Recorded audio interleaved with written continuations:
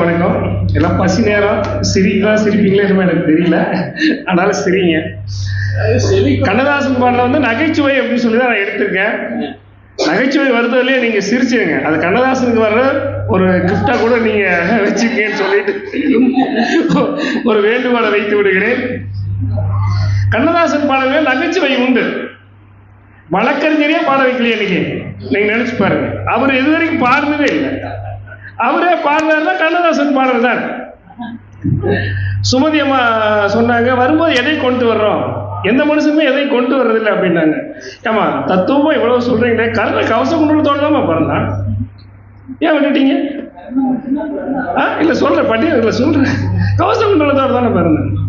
உறவுகளை சொல்லுங்கள் என்று சொன்னால் மாமியார் மருமகள் முரண்பாடுகளை சொல்லி அமர்ந்திருக்கிற என் சகோதரிக்கும் நான் சொல்ல வேண்டியது ஒரு இதெல்லாம் கண்ணதாசன் பாடல்ல இருக்குது. நான் இதுக்குள்ளே வந்துடுறேன்.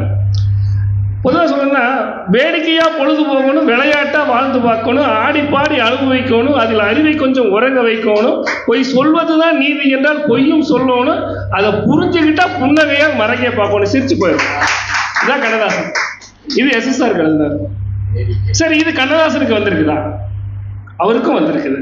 கண்ணதாசனுக்கு வந்திருக்கிறது அதே சந்தர்பாவுக்கு வந்திருக்கு. அதனால வாயிலா சொல்றாரு பாருங்க, கவலை இல்லாத மனிதன் என்று ஒரு படம் எடுத்து ரொம்ப கவலைக்குள்ளான மனுஷன் கண்ணதாசன் தான். ஏன்னா சந்தர்பாபு கால்ஷீட் அவ்வளவு பிரச்சனை, அவ்வளவு தொந்தரவு பண்ணிட்டாரு. ஆனா சொல்ற பாருங்க, பிறக்கும் போதும் அழுகின்றாய், இறக்கும் போதும் அழுகின்றாய், ஒரு நாள் ஏனும் கவலை இல்லாமல் சிரிக்க மறந்தாய் மானிடனே. இது பக்திக்கும் பொருந்தும், தத்துவத்துக்கும் பொருந்தும், உறவுக்கும் பொருந்தும், நகைச்சுவைக்கும் பொருந்தும், காதலுக்கும் பொருந்தும். ஒரு நாள் கூட சிரிக்க மறந்தாய் மானிடனே அப்படின்னு சொல்றாரு. இயற்கை அழுதால் உலகம் செழிக்கும், மனிதன் அழுதால் இயற்கை சிரிக்கும். அதனால மனிதர்கள்லாம் சிரிக்கணும். அதான் கலைவாணர் சொல்லுவார், சிரிக்க தெரிந்த உலகத்தில் ஒரே பிறவி மனிதன் தான், ஆனா அதை மட்டும்தான் அவன் செய்யறதில்லை. அதான் பெரிய ஒரு இதா இருக்கு. ரொம்ப அழகா சொல்றாரு. இவங்க இந்த நகைச்சுவை நடிகர்களுக்கு மட்டும் இல்லை, இப்ப எம்ஜிஆருக்கு வந்து எழுதணும்னா அவருக்கு சென்டிமெண்ட் பாடல் தான் அதிகம். அவருக்கு கொஞ்சம் சிரிக்கணும் இல்லையா? ஆனா எம்ஜிஆர் சிரிக்கல, கோபப்பட்டார், வருத்தப்பட்டார். பாட்டு எழுதி கொடுத்துட்டாரு, பார்த்துட்டு வருத்தப்பட்டாரு. அந்த பாட்டை சொல்றாரு, பாடுவது கவியா, பாரிவள்ளல் மகனா, சேரனுக்கு உறவா, செந்தமிழர் நிலவா அப்படின்னு சொல்லி பாட்டு கிட்டு, பயங்கர கிட்ட, ரொம்ப இது இல்ல, அது கண்ணதாசன் கேட்டது சொல்லிடுறேன். அப்படி எழுதி கொடுத்த உடனே எம்ஜிஆருக்கு கொஞ்சம் வருத்தம், கோபம். கவிஞரை பார்த்து கேட்டாரு, என்ன கவிஞரே, என்ன மலையாளின்னு சொல்றீங்களா அப்படின்னு கேட்டாரு. கவிஞர் சொன்னாரு, பாரிவள்ளல் மகனான்னு கூட நான் சொல்லியிருக்கேனே அப்படின்னாரு. எம்ஜிஆர் சிரிச்சிட்டாரு. நீங்களும் சிரிச்சிடலாம், பாரிவள்ளல் மகனா அப்படின்னு சொல்லியிருக்கேன் சொல்லும்போது ஒரு கதாநாயகனை வருத்தப்பட செய்தது, கோபப்பட செய்தது, ஆனால் அதையும் சிரிக்கப்படவும் செய்தது. சிவாஜிக்கு நகைச்சுவை எழுத முடியாது, ஏன்னா அவர் சென்டிமெண்ட் ஆக்டர். எப்படி பார்த்தாலும் ஆக்டர். அவர் சோகமா நடிகா நடிப்பாரு, தத்துவமா நடிகா நடிப்பாரு, இந்த உறவுகள் நடிகா நடிச்சிருவாரு.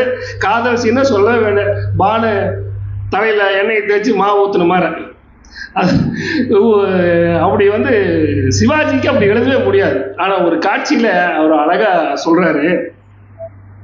எப்படி தெரியுமா சொல்றாருன்னா, சீட்டுக்கட்டு ராணி மாப்பிள்ளை தேடி ஊர்வலம் போனால் ஒரு நாளில், சீட்டுக்கட்டு ராணி மாப்பிள்ளை தேடி ஊர்வலம் போனால் ஒரு நாளில், கூட வந்த தோழி என்னை பார்த்தால் கண்ணாலே ஜாடை செய்து கையாலே கொண்டு போனால் தோழியின் வயது 60க்கு மேலே. சிவாஜி, நீங்க சிவாஜிக்கு வந்து நகைச்சுவை எழுத முடியாது இல்லையா? அவர் அந்த ஒரு வாய்ப்பு பண்றார், கேட்டவரெல்லாம் பாடலாம், என் பாட்டுக்கு தாளம் போடலாம்னு சொல்லிட்டு அப்படி சிவாஜிக்கும் ஒரு நகைச்சுவையை கொண்டு வந்து போனார். ஷோக்கு கொண்டு வர முடியுமா? ஷோ பாத்தீங்கன்னா ரொம்ப அரசியல். அவர் எப்ப பார்த்தாலும் அரசியல் பேசுறார். அவர் அரசியல் தான் ரொம்ப இருக்கு. அப்போ ஷோக்கு ஒரு பாடல் அப்ப எழுதினார் பாருங்க, தம்பியின் அறிவு யாருக்கு வரும், தேர்தலில் நின்னா மந்திரி பதவி. ஷோக்கு தம்பியின் அறிவு யாருக்கு வரும், தேர்தலில் நின்னா மந்திரி பதவி, அத்தை மகள் 1000 இருக்கு, அத்தனையும் பொருள் இருக்கு, அத்தனையும் பார்ப்பதற்கு முட்டை கண்ண இவருக்கு இருக்கு, கண்ணு பெருசு. இதுதான் கண்ணதாசன். சோவையும் வச்சு எழுதினாரு, அவர்களுடைய கண்ணையும் எழுதினாரு, அவருடைய அரசியலையும் எழுதினாரு. நாகேஷ் கந்தல சீக்கிரம் வேகமா போயிட்டு இருக்கேன். நாகேஷுக்கு வந்து அவர் கதாநாயகன் நடிச்சிருக்காரு, எல்லாமே பண்ணியிருக்காரு. ஒரு படத்துல பாட்டு எழுதணும், பாட்டு எழுதிட்டு இருக்கும்போது நாகேஷ் வர்றாரு. நாகேஷுக்கு கேட்கிறாரு, யோ உனக்கு தான் நான் பாட்டு எழுதிட்டு இருக்கேன், ஏதாவது சொல்லணும்னா சொல்லு, நான் பாட்டில் திணிச்சிடறேன், ஏதாவது ஒரு வாய்ப்பு இருந்தால் நீ ஏதாவது சொல்லு அப்படின்னு. அப்போ அவர் சொன்னார், அவருக்கு சொந்த ஊர் தாராபுரம், நாகேஷுடைய சொந்த ஊர் தாராபுரம். என்னன்னா நான் எங்கள் ஊர் பக்கம் பார்த்துருக்கேன், கண்ணுக்குட்டி இருக்கும், மாடு இருக்கும், பால் கறக்கும். இந்த மெட்ராஸில் பார்த்தா வைக்கப்புள்ள தான் கண்ணுக்குட்டி வச்சு சுற்றிட்டு இருக்கிறான், நிற்க வச்சு பாலை கறக்குறான். எனக்கு புரியவே இல்லைண்ணே அப்படின்னு சொல்லி சொன்னோன்னே அவர் எழுதுறாரு, வைக்காலால கண்ணுக்குட்டி மாடு எப்போ போட்டது, கக்கத்தில் வைக்கையிலும் கத்தலையே. வைக்காலால மாடு எப்போ கண்ணுக்குட்டி போட்டது, கக்கத்தில், அது எடுத்து கக்கத்தில் வச்சுப்போம் சென்னையில், கக்கத்தில் வைக்கையிலும் மாடு இப்ப கத்தலையே, இங்கு ரொக்கத்துக்கு மதிப்பில்லையே, வெக்கத்துக்கு விலை இல்லையே அப்படின்ட்டார். அதோட நிறுத்தியிருந்தாருன்னா கண்ணதாசன் தப்பிச்சார். ஊரு கட்டு போனதுக்கு 100 மாறு கட்டு அடையாளம், நாடு கட்டு போனதுக்கு மெட்ராஸ் நாகரிகம் அடையாளம்ட்டாரு. 100 மார்க்க கேஸ் போட்டான். இது அவருடைய வாழ்க்கையில நடந்த நிகழ்ச்சியும் கூட. இது ஏன் சொன்னோன்னா, இப்ப நம்ம வழக்கறிஞர் சொல்லும் போது சொன்னாரு, ஒன்றானவன் இரண்டானவன் அப்படி சொல்லிட்டே வரும்போது, அது பாட்டு எழுதும் போது சொல்லிட்டாரு, 10ஆனவன் நெஞ்சில் பற்றானவன் அப்படின்னு சொல்லிட்டு அடுத்து சொல்றாரு, பன்னிருகை வேலை வரை பெற்றானவன் அப்படின்னு சொல்லி அடுத்து அப்படிதான் வரும் பாட்டு. எல்லாம் முடிஞ்சோடனே ஏபிஎன் தான் கேட்டாரு, என்ன கவிஞரே 10ஆனவன் சொன்னீங்க, அடுத்து 12க்கு போயிட்டீங்களே, 11 இருக்குல்ல, 11 இருக்குல்ல, ஏன் கவிஞரே ஒன்னான லைனா வந்தீங்க, 10ஆனவன் நெஞ்சில் பற்றானவன் பன்னிருகை வேளவனை பெற்றானவன் அடுத்து போயிட்டீங்களான்னு சொன்ன. ஓ அதொன்று இருக்குதா, ஏபிஎன் அப்படி இருக்குதா, முன்னைக்கும் பின்னைக்கும் நடுவானவன். இதுதான் கவியரசு. இது ரொம்ப சிறப்பு. இதெல்லாம் அவருடைய சிறப்பை சொல்லிட்டே வரலாம். அப்புறம் பிச்சைக்காரங்கிட்ட யாராச்சும் பிச்சை எடுப்பாங்களா? நீங்க நல்லா நினைச்சு பாருங்க, பிச்சைக்காரங்கிட்ட யாராச்சும் பிச்சை எடுப்பாங்களா? யாருமே கிடையாது. ஆனா அவர் பிச்சைக்காரர் சிவனுக்கு எழுதிருக்காரு, பிச்சாண்டி தன்னை கண்டு பிச்சை எடுங்கள், உங்கள் பெரிய கரங்களினால் அள்ளி இடுங்கள், சிவபெருமானுக்கு எழுதினாரு. கேஎல் தாய் வந்த பிச்சைகளை பிறந்தேனம்மா அப்படின்னு சொல்லி அது ஒரு பாட்டு, பெற்றவர் உடை சொலித்தால் வேதையினால் கால் சலித்தேன் நல்லா வரும். ஆனா பிச்சைக்காரன்கிட்ட யாராச்சும் பிச்சை கேட்பாங்களா? ஒரு சிச்சுவேஷன் எழுதுறாரு, தேர்தல் வந்தாக்கா யாரு நின்னாலும் நான் கூட ஓட்டு போட்டாகணும், கையே முன்னே நீட்டி ஐயா சாமின்னு எங்கிட்ட கூட கேட்டாகணும். 2026 வரும், 2026 இது எல்லாம் வரும். ஒரு பிச்சைக்காரனுக்கு கூட இப்படி கேட்டிருக்காரு.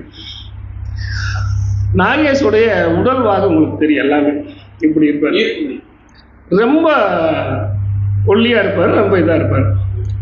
போகாதே போகாதே என்கனவா இந்த பாட்டு கேட்டிருப்பீங்க, ரொம்ப சென்டிமெண்டான பாட்டு, வீரவாட்டை கட்டவும் இல்லை. ஆனா அதை நாகேஷ் கொஞ்சம் மாற்றிருந்தார் பாருங்க. பட்டாளத்து சிப்பாயெல்லாம் உன்னை துரத்த கண்டேன், பாதையோரம் நீ கிடக்க கண்டேன். பட்டாளத்து சிப்பாயெல்லாம் உன்னை துரத்த கண்டேன், பாதையோரம் நீ கிடக்க கண்டேன். 8 பேர் உன்னை தூக்க கண்டேன், அதில் 7 பேர் பெண்களா இருக்க கண்டேன். நம்ம எல்லாரும் தூக்க மாட்டாங்க. 8 பேர் உன்னை தூக்க கண்டேன், 7 பேர் பெண்களா இருக்க கண்டேன். பூனை எல்லாம் உன்னை துரத்த கண்டேன், புல்லு நடுக்கி நீ விழுக கண்டேன். நாகேஷுடைய பாடி லாங்குவேஜ் ஒரு கவிதை. நீங்க பக்தி சொல்றீங்க, தத்துவம் ஒன்று தெரிஞ்சுக்கங்க, சீரியஸா சிந்திச்சா மட்டும்தான் சிரிப்பு எழுத முடியும். நல்ல சிரிப்பு எப்படி இருக்கும்னா, கேட்டோன்னு சிரிக்கணும், நினைச்சு பார்த்தா அழுகணும், அதுதான் நல்ல சிரிப்பு. பக்தி உணர்வு பூர்வமாக எழுதலாம், தத்துவத்தை அனுபவத்தின் பூர்வமாக எழுதலாம், உறவுகளை நம்முடைய பகிர்ந்துகள் மூலமாக எழுதலாம், காதலை இளமையில எழுதலாம், அதெல்லாம் வரும். ஆனா சிரிப்பு என்பது ரொம்ப ரொம்ப கடினம், அது கொண்டு வரது ரொம்ப கஷ்டம். அடுத்து எல்லாமே நடிகரை சொல்லிட்டு இல்லையா, நம்ம தெய்வசிகாமணி சொல்லும்போது தான் மனோரமா தான் அறிமுகப்படுத்தினார் அப்படின்னு சொன்னாரு. மனோரமாவுக்கு ஒரு சிச்சுவேஷன், எல்லாத்துடைய ஒரு குழந்தைக்கு பேர் வைக்கணும், அதுக்கு உண்டான ஒரு சிச்சுவேஷன் கொடுக்குறாங்க. அப்போ அவர் எழுதுறாரு, அந்த நாள் முதல் இந்த நாள் வரை ஆக்டர்கள் பேர் தான் டாப்ல போச்சு, இன்னைக்கு வரைக்கும் அப்படித்தான் அப்படி சொல்லிட்டு சொல்றாரு. ராஜலட்சுமி, ஜெயலட்சுமி, சுப்புலட்சுமி, சந்தானலட்சுமி, வரலட்சுமி, ராஜகுமாரி, லலிதா, பத்மினி, சௌகா ஜானகி, ஜெயலலிதா, பானுமதி, பண்டரிபாய், சரோஜா தேவி, ஸ்ரீபிரியா, ஸ்ரீவித்யா, ஸ்ரீதேவி, ஜெயில் சித்ரா, ஷீபா, சோபா, படாபட்டு, இத்தனையும் 10ல இன்னும் ஒண்ணு வேணும்னா மனோரமா பேரை வச்சுக்கோ. இத்தனை நீங்க நல்லா நினைச்சு பாருங்க, அவரு நகைச்சுவையா எழுதினாலும் கூட இத்தனை நடிகைகளையும் தாண்டி மனோரமா ஃபீல்டில் நிற்பார். 4 தலைமுறை நடிகை. அதை கூட நினைச்சு சொல்லிருக்கலாம் இல்லையா? இத்தனை நடிகர்கள் பேரையும் சொல்லிட்டு 4 தலைமுறை கடந்து நிற்கும் மனோரமா பேரை சொல்லியிருக்காரு. சரி, SSR சொல்லிட்டாரு, கண்ணதாசனுக்கு சொல்லிட்டாரு, சந்தர்பாபுக்கு சொல்லிட்டாரு, நாகேஷுக்கு சொல்லிட்டாரு, மனோரமாவுக்கு சொல்லிட்டாரு.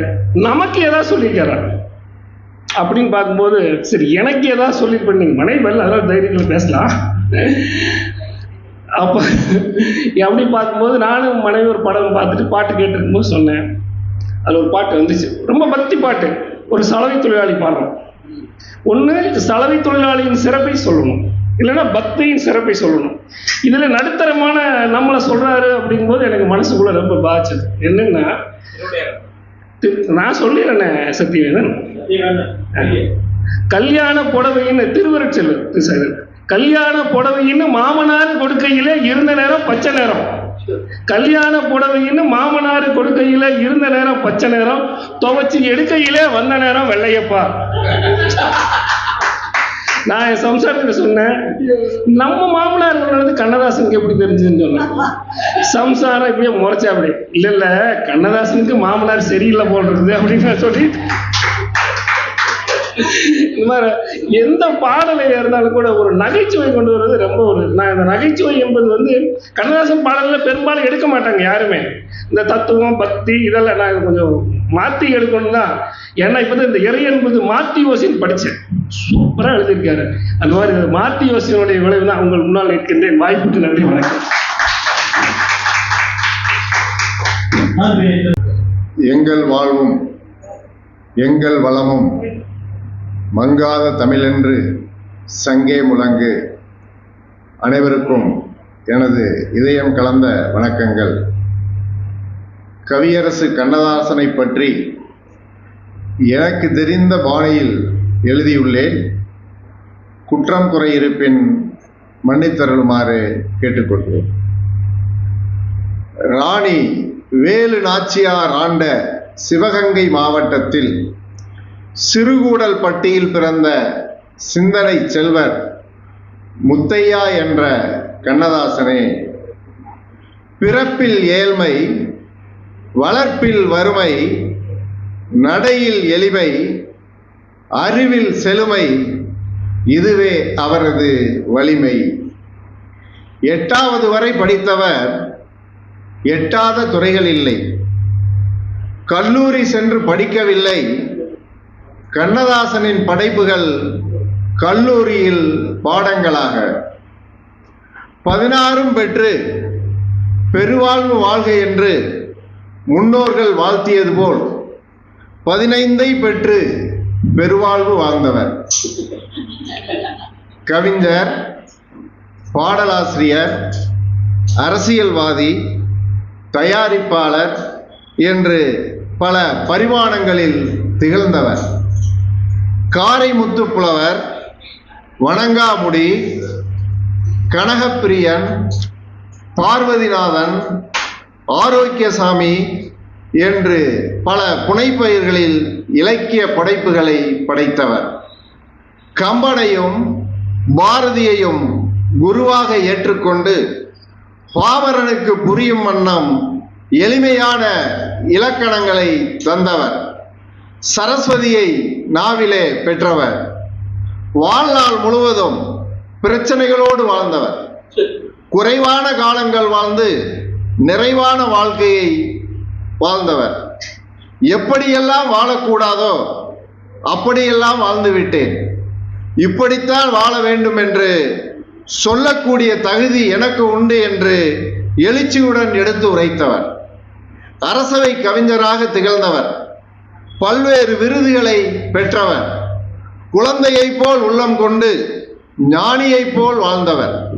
மகாத்மா காந்தி சத்திய சோதனை எழுதியது போல் தனது சரிதத்தை வனவாசம் மனவாசத்தில் எழுதியவர். இந்துக்களின் பெருமைகளை அர்த்தமுள்ள இந்து மதத்திலும், இயேசுவின் பெருமைகளை இயேசு காவியத்திலும் தந்தவர். மனம் போன போக்கில் வாழ்ந்து குணம் பண்புகளை மாற்றாமல், கவிஞரே உங்களைப் போல் சிறப்பான வாழ்க்கையை இனி யாராலும் வாழ முடியாது. தான் எழுதிய திரைப்பட பாடல்களில் அச்சம் என்பது மடமையடா, அஞ்சாமை திராவிடர் உடமையடா என்று வீரத்தை கூறியவர். காதல் சிறகை காற்றினில் விரித்து வான வீதியில் பறக்கவா என்று காதலை கூறியவர். பூஜ்ஜியத்துக்குள்ளே ஒரு ராஜ்யத்தை ஆண்டு கொண்டு புரியாமலே இருப்பான் ஒருவன் என்று இறைவனை கண்டவர். நதியில் விளையாடி கொடியில் தலை சீவி நடந்த இளம் தென்றலே என்று தென்றலை வர்ணித்தவர். போனால் போகட்டும் போடா, பூமியில் நிலையாய் வாழ்ந்தவன் யாரடா என்று மனித தத்துவத்தை சொன்னவர். பிறக்கும் போதும் அழுகின்றான், இறக்கும் போதும் அழுகின்றான் என்று பிறப்பின் உண்மையை கூறியவர். மயக்கமா, கலக்கமா, மனதிலே குழப்பமா, வாழ்க்கையில் நடுக்கமா என்று மனிதனின் மனநிலையை கூறியவர். என்னடி ராக்கம்மா பல்லாக்கு நினப்பு, என்னெஞ்சு குலுங்குதடி என்று எழுதி எல்லோரையும் மகிழ்வித்தவர். இழந்த பயம், இழந்த பயம், இழந்த பயம், செக்க செவந்த பயம், இது தேனாட்டம் இணைக்கும் பயம் என்று எழுதி ஆட்டம் போட வைத்தவர். நான் நிரந்தரமானவன், அழிவதில்லை, எந்த நிலையிலும் எனக்கு மரணமில்லை என்று கூறியவர். ஆம், அவர் பூத உடம்பு மறைந்தாலும் புகழ் உடம்பு மறையவில்லை. பூத உடம்பு மறைந்தாலும் புகழ் உடம்பு மறையவில்லை. கவிஞர் கண்ணதாசன் கவிஞர்களின் ராஜா. காலத்திற்கேற்ற கண்ணியமான கால பெட்டகத்தின் ஞான பேலை கண்ணதாசன். நன்றி, வணக்கம். இனிய காலை வணக்கம். கடந்த நிகழ்வில் நீங்கள் அனைவரும் எல்லை பாதுகாப்பு படைக்காக ஒரு கவிதை படைப்பை நமது கம்பன் கலைக்கூடம் சார்பாக அளித்தீர்கள். என்னால் அந்த நிகழ்வில் கலந்து கொள்ள முடியவில்லை என்பதால் இன்று நீங்கள் எல்லாம் அந்த கவி அரசுக்கு கவிதையை இந்த கம்பன் கலைக்கூடத்தின் இளவல்கள் வழங்கி கொண்டிருக்கும் வேளையில் அந்த எல்லை பாதுகாப்பு படை வீரர்களுக்கான கவிதையைத்தான் நான் இப்பொழுது வாசிக்கப் போகிறேன். இந்திய எல்லை பாதுகாப்பு படை இங்கு எதுவும் இல்லை உமக்கு இணை சொல்ல. நாங்கள் ஊருக்கொரு எல்லை சாமிகளை உருவாக்கி வழிபட, நீங்களோ தேசத்திற்கே பொது எல்லை சாமிகளாய் திக்குகள் எட்டும் காக்கின்றீர். பாகிஸ்தான், ஆப்கானிஸ்தான், நேபாளம், சீனா, வங்காள தேசம், நேர்த்திமிகு பூட்டான், மயான்மர் என 7 நாடுகளுடன் நமது எல்லை பகிர்வு. கூடவே நீரினால் எல்லை கொண்ட நீண்ட வரலாறுடைய இலங்கை தேசம். நட்பாய் சில நாடுகள், நட்பு வேடமணிந்து சில நாடுகள், எதிரியாய் சில நாடுகள், எவ்வித போக்குகளும் காட்டாது நடுநிலையாய் சில நாடுகள். இப்படி எத்தனை எத்தனை மனநிலைகள், அத்தனையும் அறிந்து உடன் எத்துணையும் இன்றி கச்சிதமாய் காக்கின்றீர் கண் போல நாட்டின் நலம் தன்னை. வேற்றுமையில் ஒற்றுமையாய் விதவிதமாய் நிலப்பரப்புகள், தகிக்கின்ற வெப்பநிலை, அடிக்கின்ற இடிமழை, உடல் சிலிர்க்கின்ற பனிமலை, புயல், வெப்ப புயல் அடிக்கின்ற சுடுபாலை, இப்படி மனிதர்கள் வசிக்கும் அந்த இயல்பே சற்றும் இல்லாத இடங்களில் கூட துயரத்தின் சுமைகளை சுகமாய் சுகித்து வரும் இடர்களை எல்லாம் இதமாய் ஏற்று தம்முயிர் பற்றிய தயக்கமே இன்றி தந்திட சித்தம் நீர் கொண்டீர். எம்மொழி காத்து நீர் நிற்கின்றீர். எல்லை காக்கும் போர்கள் மட்டுமின்றி நீங்கள் காட்டும் பணிகள்தான் எத்தனை எத்தனை.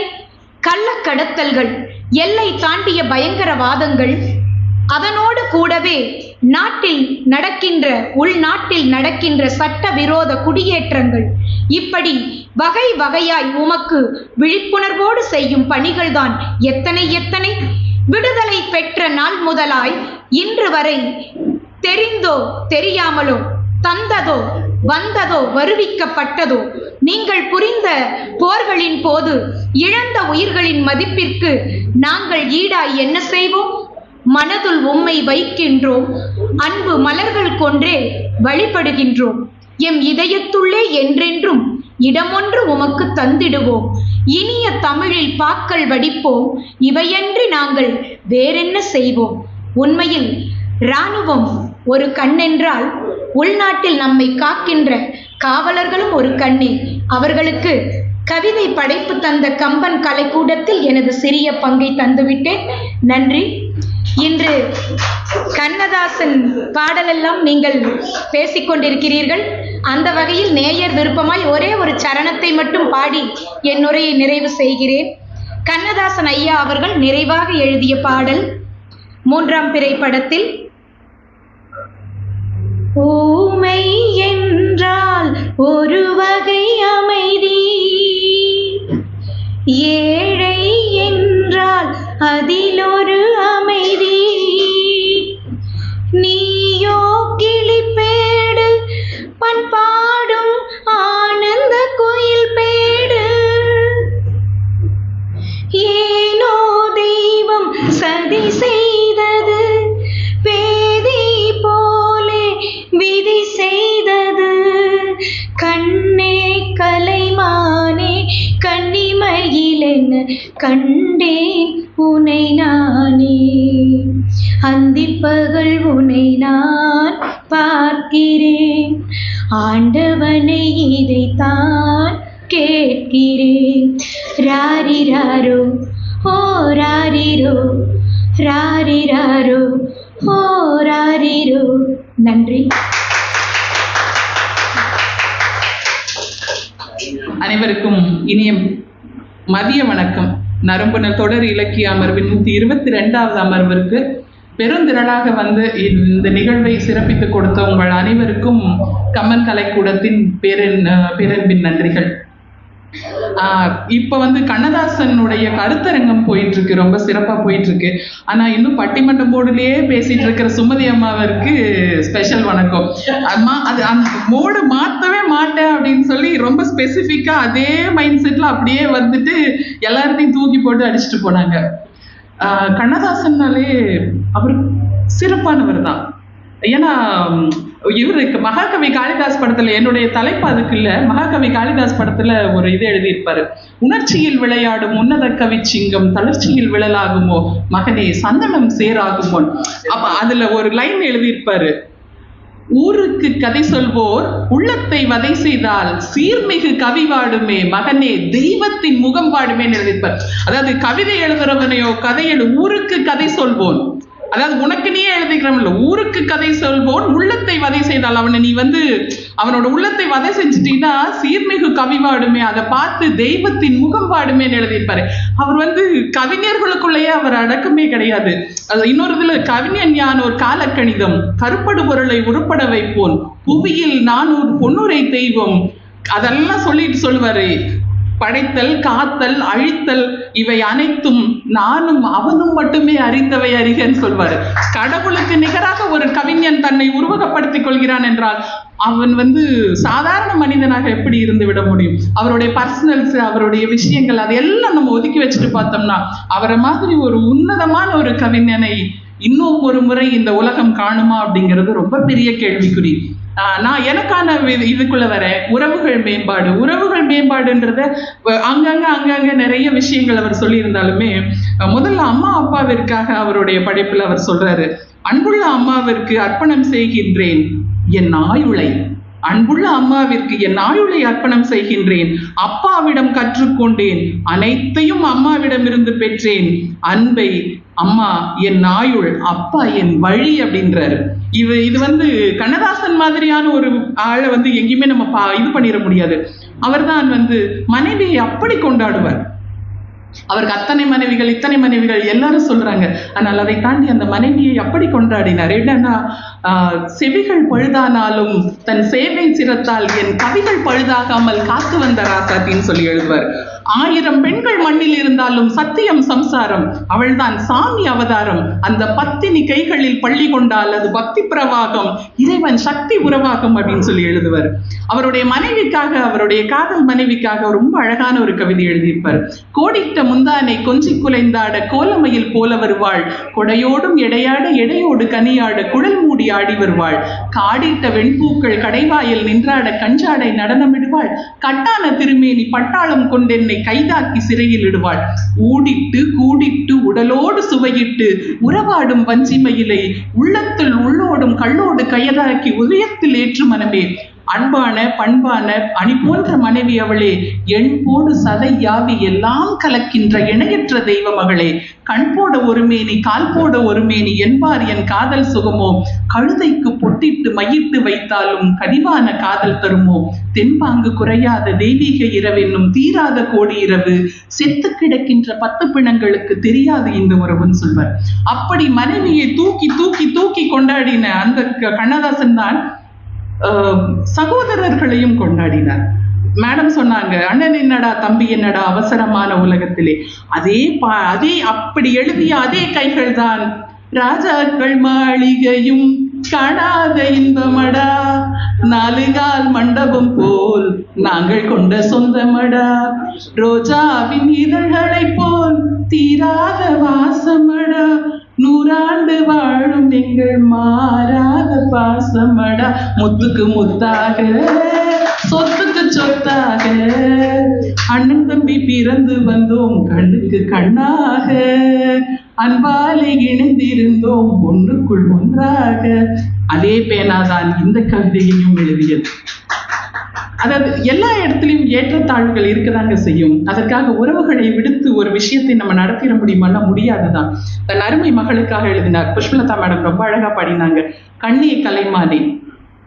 அதாவது எத்தனையோ கவிதைகள் எவ்வளவோ விஷயங்கள் எழுதியிருந்தாலும் அவங்க இன்னைக்கு வரைக்கும் விசாலி கண்ணதாசன் ரொம்ப பெருமையா சொல்லிக்குவாங்க, யாருக்காகவும் எழுதாத அப்பா எனக்காக ஒரு பாடல் எழுதினார் அப்படின்னு சொல்லிட்டு.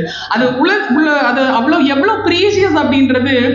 நம்ம இப்போ ஒருத்தருக்காக ஒரு கவிதை எழுதுறோம், கவிதை சொல்றோம்னா அது மற்றவங்களுக்கு வித்தியாசமா இருக்கலாம், ஆனா அது யாருக்காக எழுதியிருக்காங்களோ அவங்களுக்கு அது ரொம்ப ப்ரீஷியஸ்.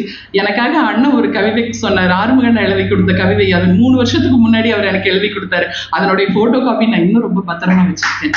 ஏன்னா எனக்காக என்னை நினைச்சு எனக்காக எழுதுறதுக்கு ஒரு ஜீவன் இந்த உலகத்தில் இருக்கு அப்படின்னு நினைக்கிறது ரொம்ப பெரிய சந்தோஷம். அந்த சந்தோஷம் கொடுக்கறவங்களுக்கு தெரியாது, வாங்கிக்கிறவங்களுக்கு தெரியும். அப்படிதான் அவருடைய மகனுக்காக அவர் எழுதிய கவிதை. இத்தனையும் பண்ணின கண்ணதாசன் ரொம்ப ஒரு நகைச்சுவைன்னு இல்லை, ஒரு சம்பவம் என்னன்னா, அந்த ஒரு செட்டிநாடு, அவர் ஐயாவோட செட்டிநாடுங்கிறதுனால ஒரு ஃபேமிலி, அந்த அம்மாவுக்கு ஒரே மகன், அந்த மகனுக்கு அவருடைய தம்பி பொண்ணை கல்யாணம் பண்ணி கொடுக்கணும்னு அந்த அம்மாவுக்கு ரொம்ப ஆசை, பொண்ணு எடுக்கணும்னு. அது மாதிரி அவர் வேற ஒரு பொண்ணை கல்யாணம் பண்ணிடுறாரு. ஸோ அப்படி இருக்கிற அம்மா அதுக்கு கண்ணதாசன் வேற ஹெல்ப் பண்ணிடுறாரு. அந்த லவ் மேரேஜுக்கு இந்த கண்ணதாசன் ஹெல்ப் பண்ணிடுறாரு. அதனால அந்த அம்மா ரொம்ப இந்த பொண்ணு பண்றது எதுவுமே அவருக்கு பிடிக்கல. அப்போ ஒரு நாள் கண்ணதாசன் அவங்க வீட்டுக்கு போறாராம். போகும்போது கரெக்டா இவர் செப்பலை விடுறாராம். அந்த அம்மா ஆரம்பிக்கிறாங்களாம், நல்லா தான் சொன்னாரு நாராயணன் செட்டியாரு, நல்லா தான் சொன்னாரு நாராயணன் செட்டியாரு, பொல்லாத பொண்ணாக பொறுக்கி வச்சாரு, வல்லூரை கொண்டு வாசல்ல விட்டாரு, கல்லா பிறந்ததையும் கரும்பாம்பு குட்டியையும் செல்லா பணத்தையும் செல்ல வச்சு போனாரு. இது எங்கேயும் செல்லுபடி ஆகல, இந்த பணம் செல்லா பணத்தையும் செல்ல வச்சு போனாரு.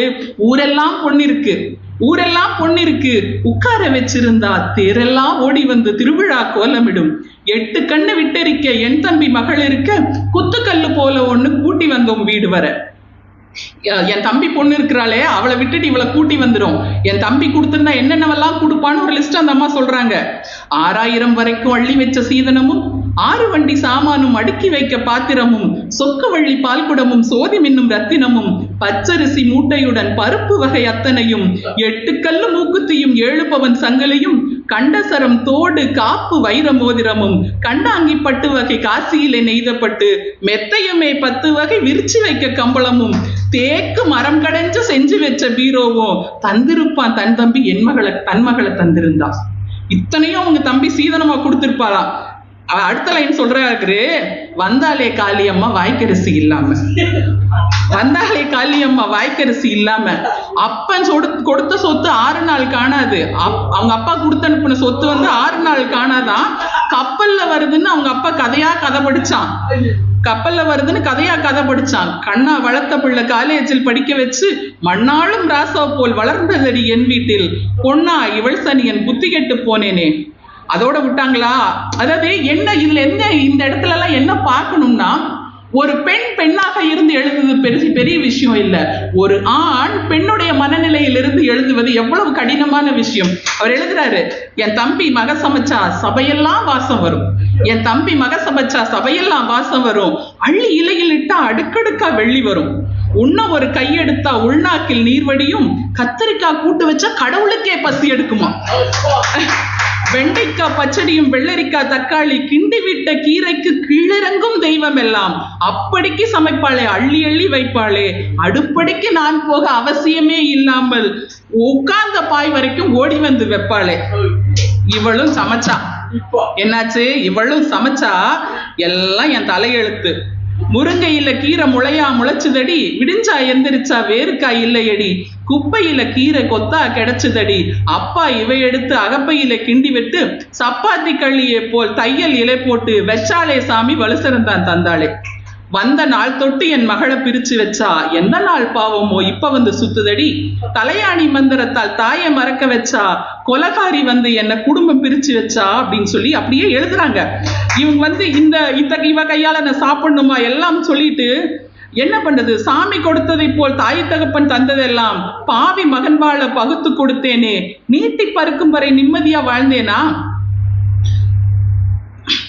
எல்லாம் முடிஞ்சதடி யமன் வந்தால் போதுமடி, பல்லாக்கு தூக்கி பரிவாரம் தூக்கி வந்து பச்சை மரம் வெட்டி பட்ட விறகடுக்கி படுக்க வச்ச பின்னே மீண்டும் வாழ வர போறேனா, நான் இதெல்லாம் என்ன இப்படி எல்லாம் இருந்தேன், ஒரு மகனை பெற்றேன் உதவிக்கு வேணும்னு மருமகளை நம்பி நின்னேன், மகராசி பேயானான்னு அவரை மாமியார் சொல்றதாக முடிக்கிறாரு.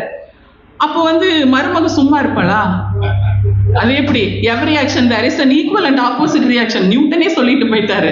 அது வந்து அப்ப இருந்து நடந்துட்டு தான் இருக்கு. உடனே மருமக ஆரம்பிக்கிறாங்க, அவ கிடக்கா சூர்பனக, அவ கிடக்கா சூர்பனக, அவ முகத்தை யாரு பார்த்தா, அவங்க முகம் பார்த்து அடி எடுத்து வச்சேன்னா, இந்த அம்மா பார்த்து யாரு வந்தா, அவரை பிடிச்சது நான் வந்தேன், அவங்க முகம் பார்த்து அடி எடுத்து வச்சேன்னா, 10 வராகன் பணம் கொடுத்தாரு எங்கள் ஐயா, எத்தனை பேர் சீதனம்மா இவ்வளவு கண்டவக, ராமாயணத்திலும் ராமனுக்கு சீதை வந்தா, சீதனம்மா இத்தனையும் சேர்த்து வச்சா கொண்டு வந்தா, கப்பலில ஏத்தி வச்சா கப்பல் முழுகி விடும், அவ்வளவு சாமான அரிசி பருப்பு வரை மாவை திரிச்சு வச்சு மலமலையா அடுக்கி வச்சு ஊறுகாய் அத்தனை ஒண்ணு விடாம வச்சு நாற்காலி முக்காலி 4 வண்டி ஏத்தி வச்சு பாயும் தலையணையும் பல வகையா கட்டி வச்சு ஆளு வீடடங்காத அழகான பீரோவும் கண்ணாடி சாமானும் கனத்த வெள்ளி பாத்திரமும் அம்மி குழவி ஆட்டுக்கள் அத்தனையும் கட்டி கொடுத்து என்ன கட்டி கொடுத்தாங்க.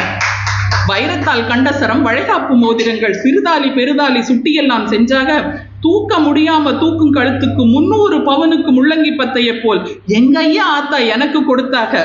ஒருவேளை சோத்துக்கு நாதி இல்லை இவ்வீட்டில், ஒருவேளை சோத்துக்கு நாதி இல்லை இவ்வீட்டில். சாமியாரா போறதுக்கு ஊமகனை பெற்றிருந்தா நான் ஏன் இங்க வந்து நாத்த சோறு பொங்கணும், நான் ஏமா இங்க வரணும், அதுதான் அவர் கேட்கிறாரு. சாமியாரா போகிறதுக்கு உன்மகனை விட்டு இருந்தா நான் ஏன் இங்க வந்து நாத்த சோறு பொங்கணும், தம்பி மகளாம தம்பி மக தெரியாதா எங்களுக்கு, நம்பி அவளும் வந்தா நாயா போயிருப்பா, கும்பி கருகி குடல் கருகி நின்று இருப்பா, எல்லாம் நானா இருக்க மட்டும் ஆத்தாச்சி, நாளோளுக்கு பால் ஊத்தி இவளுக்கு தேனா கொடுத்து இவளை கொழுப்பெடுத்து வச்சிருக்கேன், நானாங்க இவ்வளவு கொடுத்துருக்கேன், அவன் தம்பி மக வந்திருந்தா ஒண்ணும் கிடைச்சிருக்காரு இந்த அம்மாளுக்குன்னு சொல்லிட்டு கடைசியா முடிக்கிறாரு. எங்களுக்கும் அண்ணன் தம்பி 5-6 பேர் இருக்காங்க, அவங்களுக்கும் அண்ணன் மண்டி அணி அணியா வந்தாக, எங்காத்தா ஒரு நாளும் இப்படி பேசலடி, என்ன போல் பொண்ணாக பொத்தி வளர்த்தாடின்னு எழுதுவார். சோ இப்படி ஒரு உறவுகளுடைய, அதாவது என்னதான் சண்டை இருந்தாலும் என்னதான் இருந்தாலும் வெளியில எதையும் காமிச்சுக்காதீங்க அப்படின்றதுக்காக ஏகப்பட்ட விஷயங்களை சொல்லிட்டே இருந்தாரு. இனியும் பேசுனா எல்லாரும் என்னையும் அடிப்பீங்க. வாழ்த்துக்கு நன்றி, வணக்கம். அனைவருக்கும் மதிய வணக்கம். நான் தேடும் முன் கண்ணீர் பட்டிடுவாய், அம்மா நான் வாடும் முன் கண்ணீர் விட்டிடுவாய், உயிர் சிரசில் முனை வைத்து ஏற்றுகின்றேன், உலகத்தில் நீயொன்றே தாய் என்று போற்றுகின்றேன். குருவடி சரணம், திருவடி சரணம். இந்த இனிமையான நாளிலே மீண்டும் உங்களை எல்லாம் பார்ப்பதிலே பெரிய மகிழ்ச்சி. அது இன்னைக்கு டாக்டர் ஐயா வந்தது ரொம்ப சந்தோஷம். நீங்க காணாமல் போன பல முகங்களை இன்று பார்ப்பது பெரும் மகிழ்ச்சியாக இருக்கிறது. ஐயா வந்து எல்லாருடைய பேச்சு இன்றைக்கு சிறப்பா மொத்தமா சேர்த்து வச்சு இங்க இன்னைக்கு கொட்டுனால எல்லாருடைய பேச்சுமே சிறப்பா இருந்தது. எனக்கு முன்பாக ரவீந்திரன் ஐயா ரொம்ப அருமையாக பேசினார், அருமையாக பாடினார்.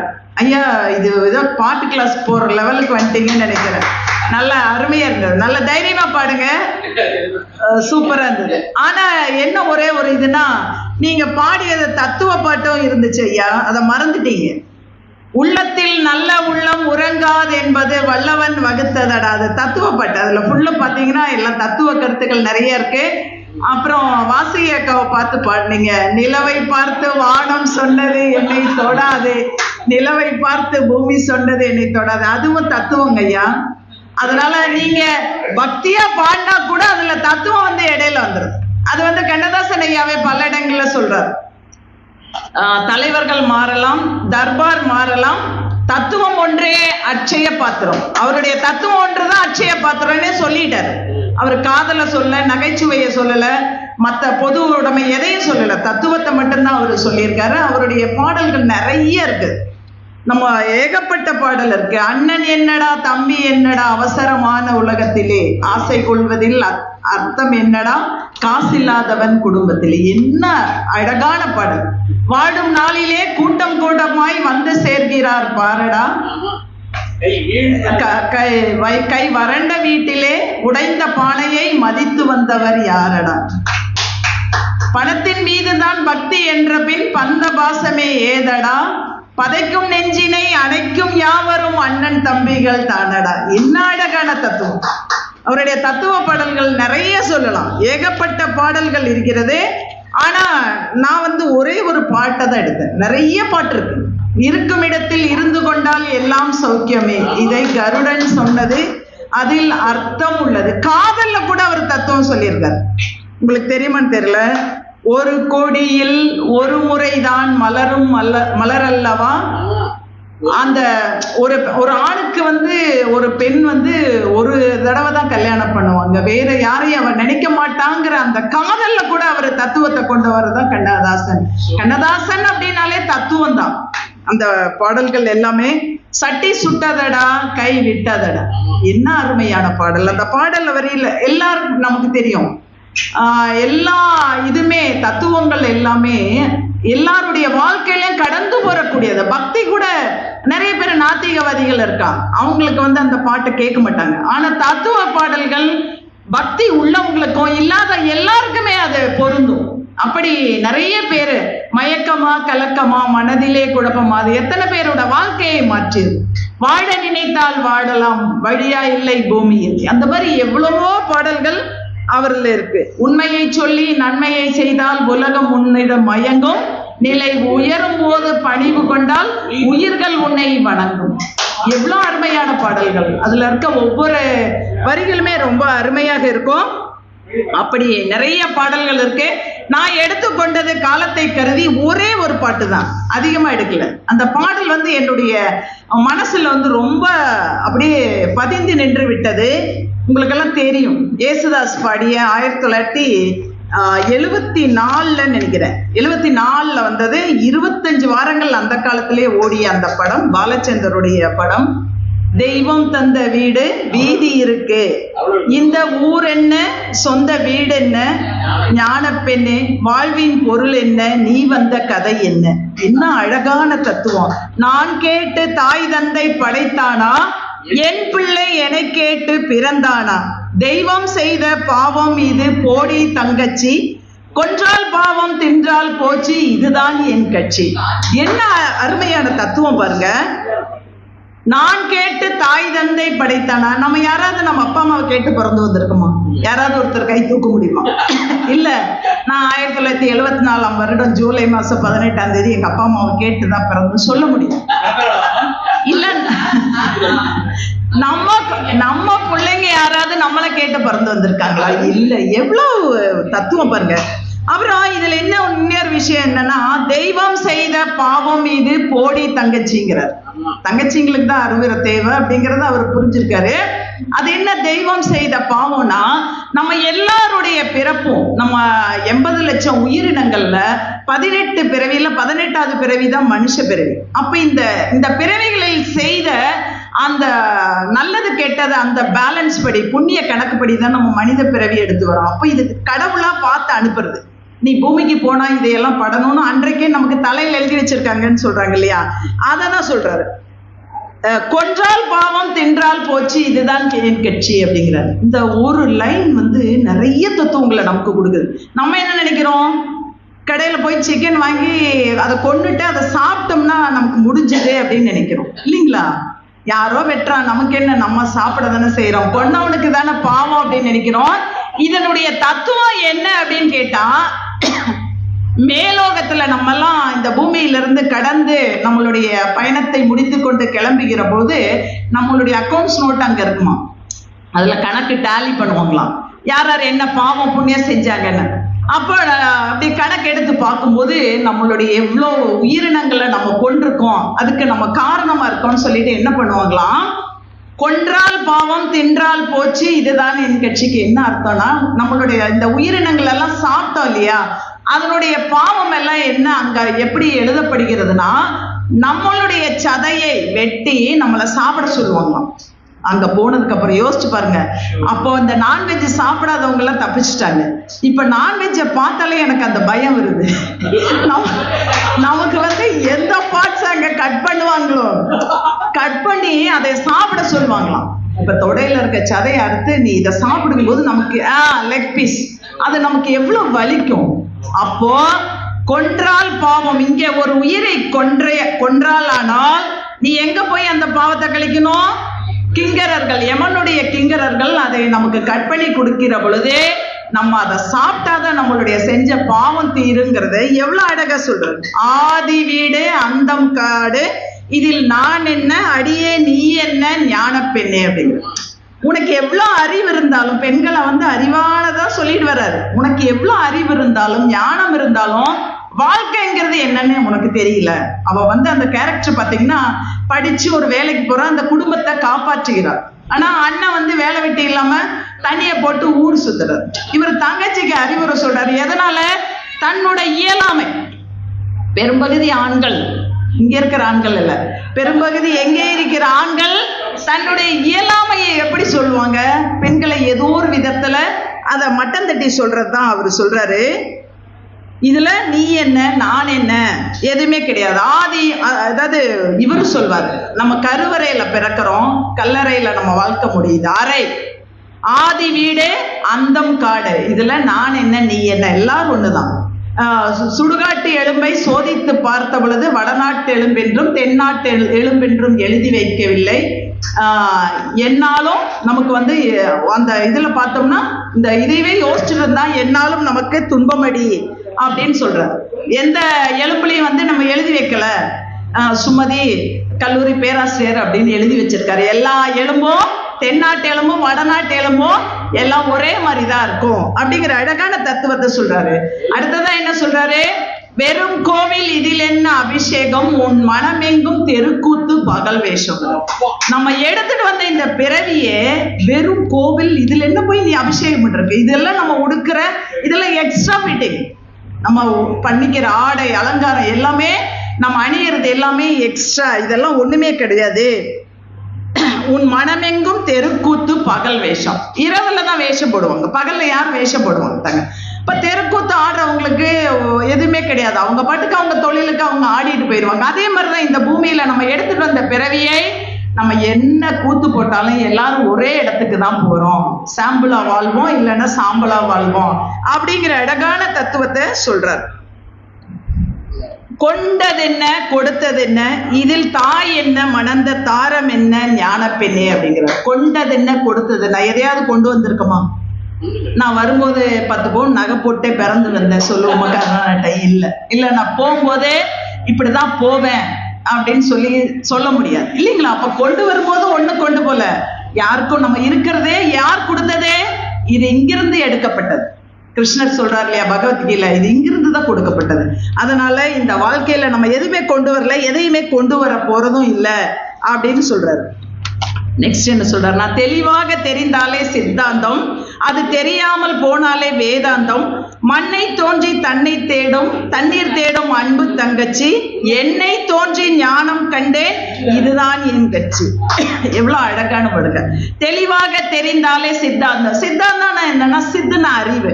அறிவை கொண்டு தெளிவா நம்ம எடுக்கிற முடிவு சித்தாந்தம். வேதாந்தம்னா வேதத்துக்கு அடிப்பு. அப்ப இந்த பூமியில அந்த சித்தாந்தம் வேதாந்தப்படி நம்ம வாழ்றது எல்லாமே கடவுள் கடவுளை அடையணும்னா வேதங்கள் எல்லாம் கற்று அடையிறதுங்கிறது வேதாந்தம். சித்தாந்தங்கிறது உனக்குள்ள இருக்கிற கடவுளை நீ தேடுங்கிறது. மண்ணை தோண்டி தண்ணீர் தேடும் அன்பு தங்கச்சி, உனக்குள்ளே எல்லாமே இருக்கு, நீ போய் எங்க வெளியில தேடிட்டு இருக்க? தனக்குள் தன்னைத்தான் உணர்வதுதான் ஆன்மீகம், தன்னைத்தான் உணர்வதுதான் தெளிவு. நம்ம இந்த 7 நிலைகள் இருக்கு இல்லையா, அந்த ஆதாரங்கள் நம்மளோட தியானம் இருக்கும்போது சொல்றாங்க இல்லையா, மூலாதாரம், சகஸ்டாரம், சுவாதித்தானம், மணிபூரகம், அநாகதம், விசுத்தி, ஆங்கை. அப்ப இந்த 7 சக்கராசு உங்ககிட்ட தான் இருக்கு, நீ உனக்குள்ள உன்னைய தேடு அப்படிங்கிறார். இப்படி உண்மை என்ன, பொய்மை என்ன, இதில் தேன் என்ன, கடிக்கும் தேள் என்ன, ஞானப்பெண்ணே, வாழ்வின் பொருள் என்ன, நீ வந்த கதை என்ன. நம்ம வந்த கதை யாருக்கா தெரியுமா? இனி நடக்க போற கதை யாருக்கா தெரியுமா? எதுவுமே தெரியாது. இவரு 4 இடத்துல சொல்றாரு வாழ்வினுடைய பொருள் என்ன. நீ சேர்த்துற கட்டடமோ, வீடோ, காரோ, பங்களாவோ பொருள் கிடையாது. என்ன, நம்ம வாழ்ற அர்த்தமா வாழ்கிற இந்த வாழ்க்கை தான் நமக்கு பொருளானது அப்படின்னு அழகா சொல்றாரு. அதுல உன்னேற்பாட்டுல கூட சொல்வார், பொய்யான சில பேருக்கு புது நாகரிகம், புரியாத பல பேருக்கு இது நாகரிகம், முறையாக வாழ்வோர்க்கு எது நாகரிகம், முன்னோர்கள் சொன்னார்கள் அது நாகரிகம். அப்படி அழகாக சொன்ன அவருடைய கருத்துக்கள் எல்லாமே தத்துவத்தின் அடிப்படையில். நீங்க என்னதான் பக்தியா இருந்தாலும், காதலா இருந்தாலும், நகைச்சுவையா இருந்தாலும், கடைசியில் அவர்கள் எல்லாம் சங்கமிக்கக்கூடிய கடல் தத்துவம் என்கிற அட்சய பாத்திரம் என்று கூறி இந்த நல்ல வாய்ப்பிற்கு நன்றி கூறி விடைபெறுகிறேன். நன்றி, வணக்கம். கைக்கு விளையாவதியும் கருணை மார்பில் மீதொரு சிந்தாமணியும் மெல்லடியில் மேகலையும் சிலம்பார் இன்ப போதொழில் பூந்தாளனையும் பொன்முடி சூளாமணியும் பொலிய சூடி நீதியொழில் செங்கோலாய் திருக்குறளை தாங்கு தமிழ் நீடு வாழ்க என்று கூறிக்கொண்டு, இந்த சமுதாயம் மும்மாறி மழை பெய்ய வேண்டும், சமுதாயத்தில் இருக்கக்கூடிய மக்கள் எல்லோருமே நல்லா இருக்க வேண்டும் என்கின்ற எண்ணத்துடன் எல்லாம் இருந்தாலும் கூட இந்த சமுதாயமானது இப்படிப்பட்ட சமுதாயமாக விளங்குவதற்கு சில மகான்கள் தோன்றிய காரணத்தினால்தான் இந்த சமுதாயமானது நிலைத்து இருக்கின்றது. உண்டால் அம்மா இவ்வுலகம் இந்திரர் அமிழ்தம் ஈவைதாயினும் தமியர் உண்டலுமிலர் முனிவிலர் துஞ்சலுமிலர் புகழெனினும் உயிரும் கொடுப்பார் பழியெனினும் உலகுடன் பெரினும் கொள்ளலார் அயர்வில அன்னமாச்சி அணையராகினும் தமக்கென முயலான் நோந்தால் பிறருக்கென முயலுனர் உண்மையானே என்பதற்கு ஏற்றபடியாக சிறந்ததொரு அமைப்பை ஏற்படுத்தி மாதம் விழாவை நடத்தி அதுவும் அறுசுவை உணவுகளை தந்து இப்படிப்பட்ட ஒரு மகானை 3 முறை இந்த பொன்னாடை எடுத்துட்டு வந்த கூட்டத்திற்கு 3 முறை மாதம் அண்ணா கேட்கிறாரு, ஐயா இருக்கிறாரா, இருக்கிற வந்துடுவார் சொன்னாரு. இந்த 3 மாதமா இந்த பொன்னாடை அப்படியே இருக்குதுங்க. எப்போ ஐயாவை பார்த்து இந்த பொன்னாடையை போர்த்துடன் சொல்லி ரொம்ப ஆவலுடன் இருந்த அந்த வாய்ப்பானது இப்பொழுது கிடைத்திருக்கிறது. ஐயா அவர்களுக்கு இப்பொழுது பொன்னாடை போர்த்து சிறப்பித்தால் தான் எனக்கு மனசு நிம்மதி.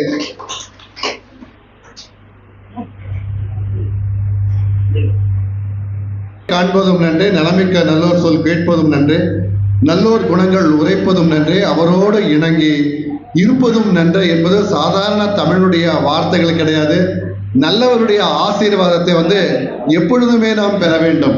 அப்பொழுதுதான் அவருடைய ஆசீர்வாதம் தான் எல்லாத்திற்கும், நம்மளுக்கு மட்டுமல்ல நம்மளுக்கு பிறக்கக்கூடிய குழந்தைகளுக்கு கூட இந்த நல்லவருடைய ஆசீர்வாதம் எப்பொழுதுமே கிடைக்கும் என்று கூறிக்கொண்டு மகான்களை வணங்குவோம், அவர்கள் காட்டிய வழியிலே நாம் நடப்போம் என்று கூறிக்கொண்டு, ஐயா அவர்கள் கல்வி பற்றி அதிகமாக சொல்லிட்டாங்க, நான் சொல்ல தேவையில்லை.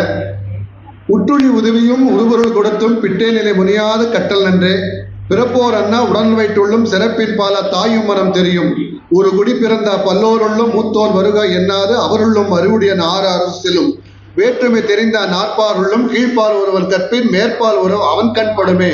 ஒரு காலகட்டத்தில் செல்வம் இருந்தாலே போதும், தோட்டம் இருந்தாலே போதும், எங்களுக்கு கல்வி வேண்டாம் என்கின்ற ஒரு காலகட்டம் இருந்தது.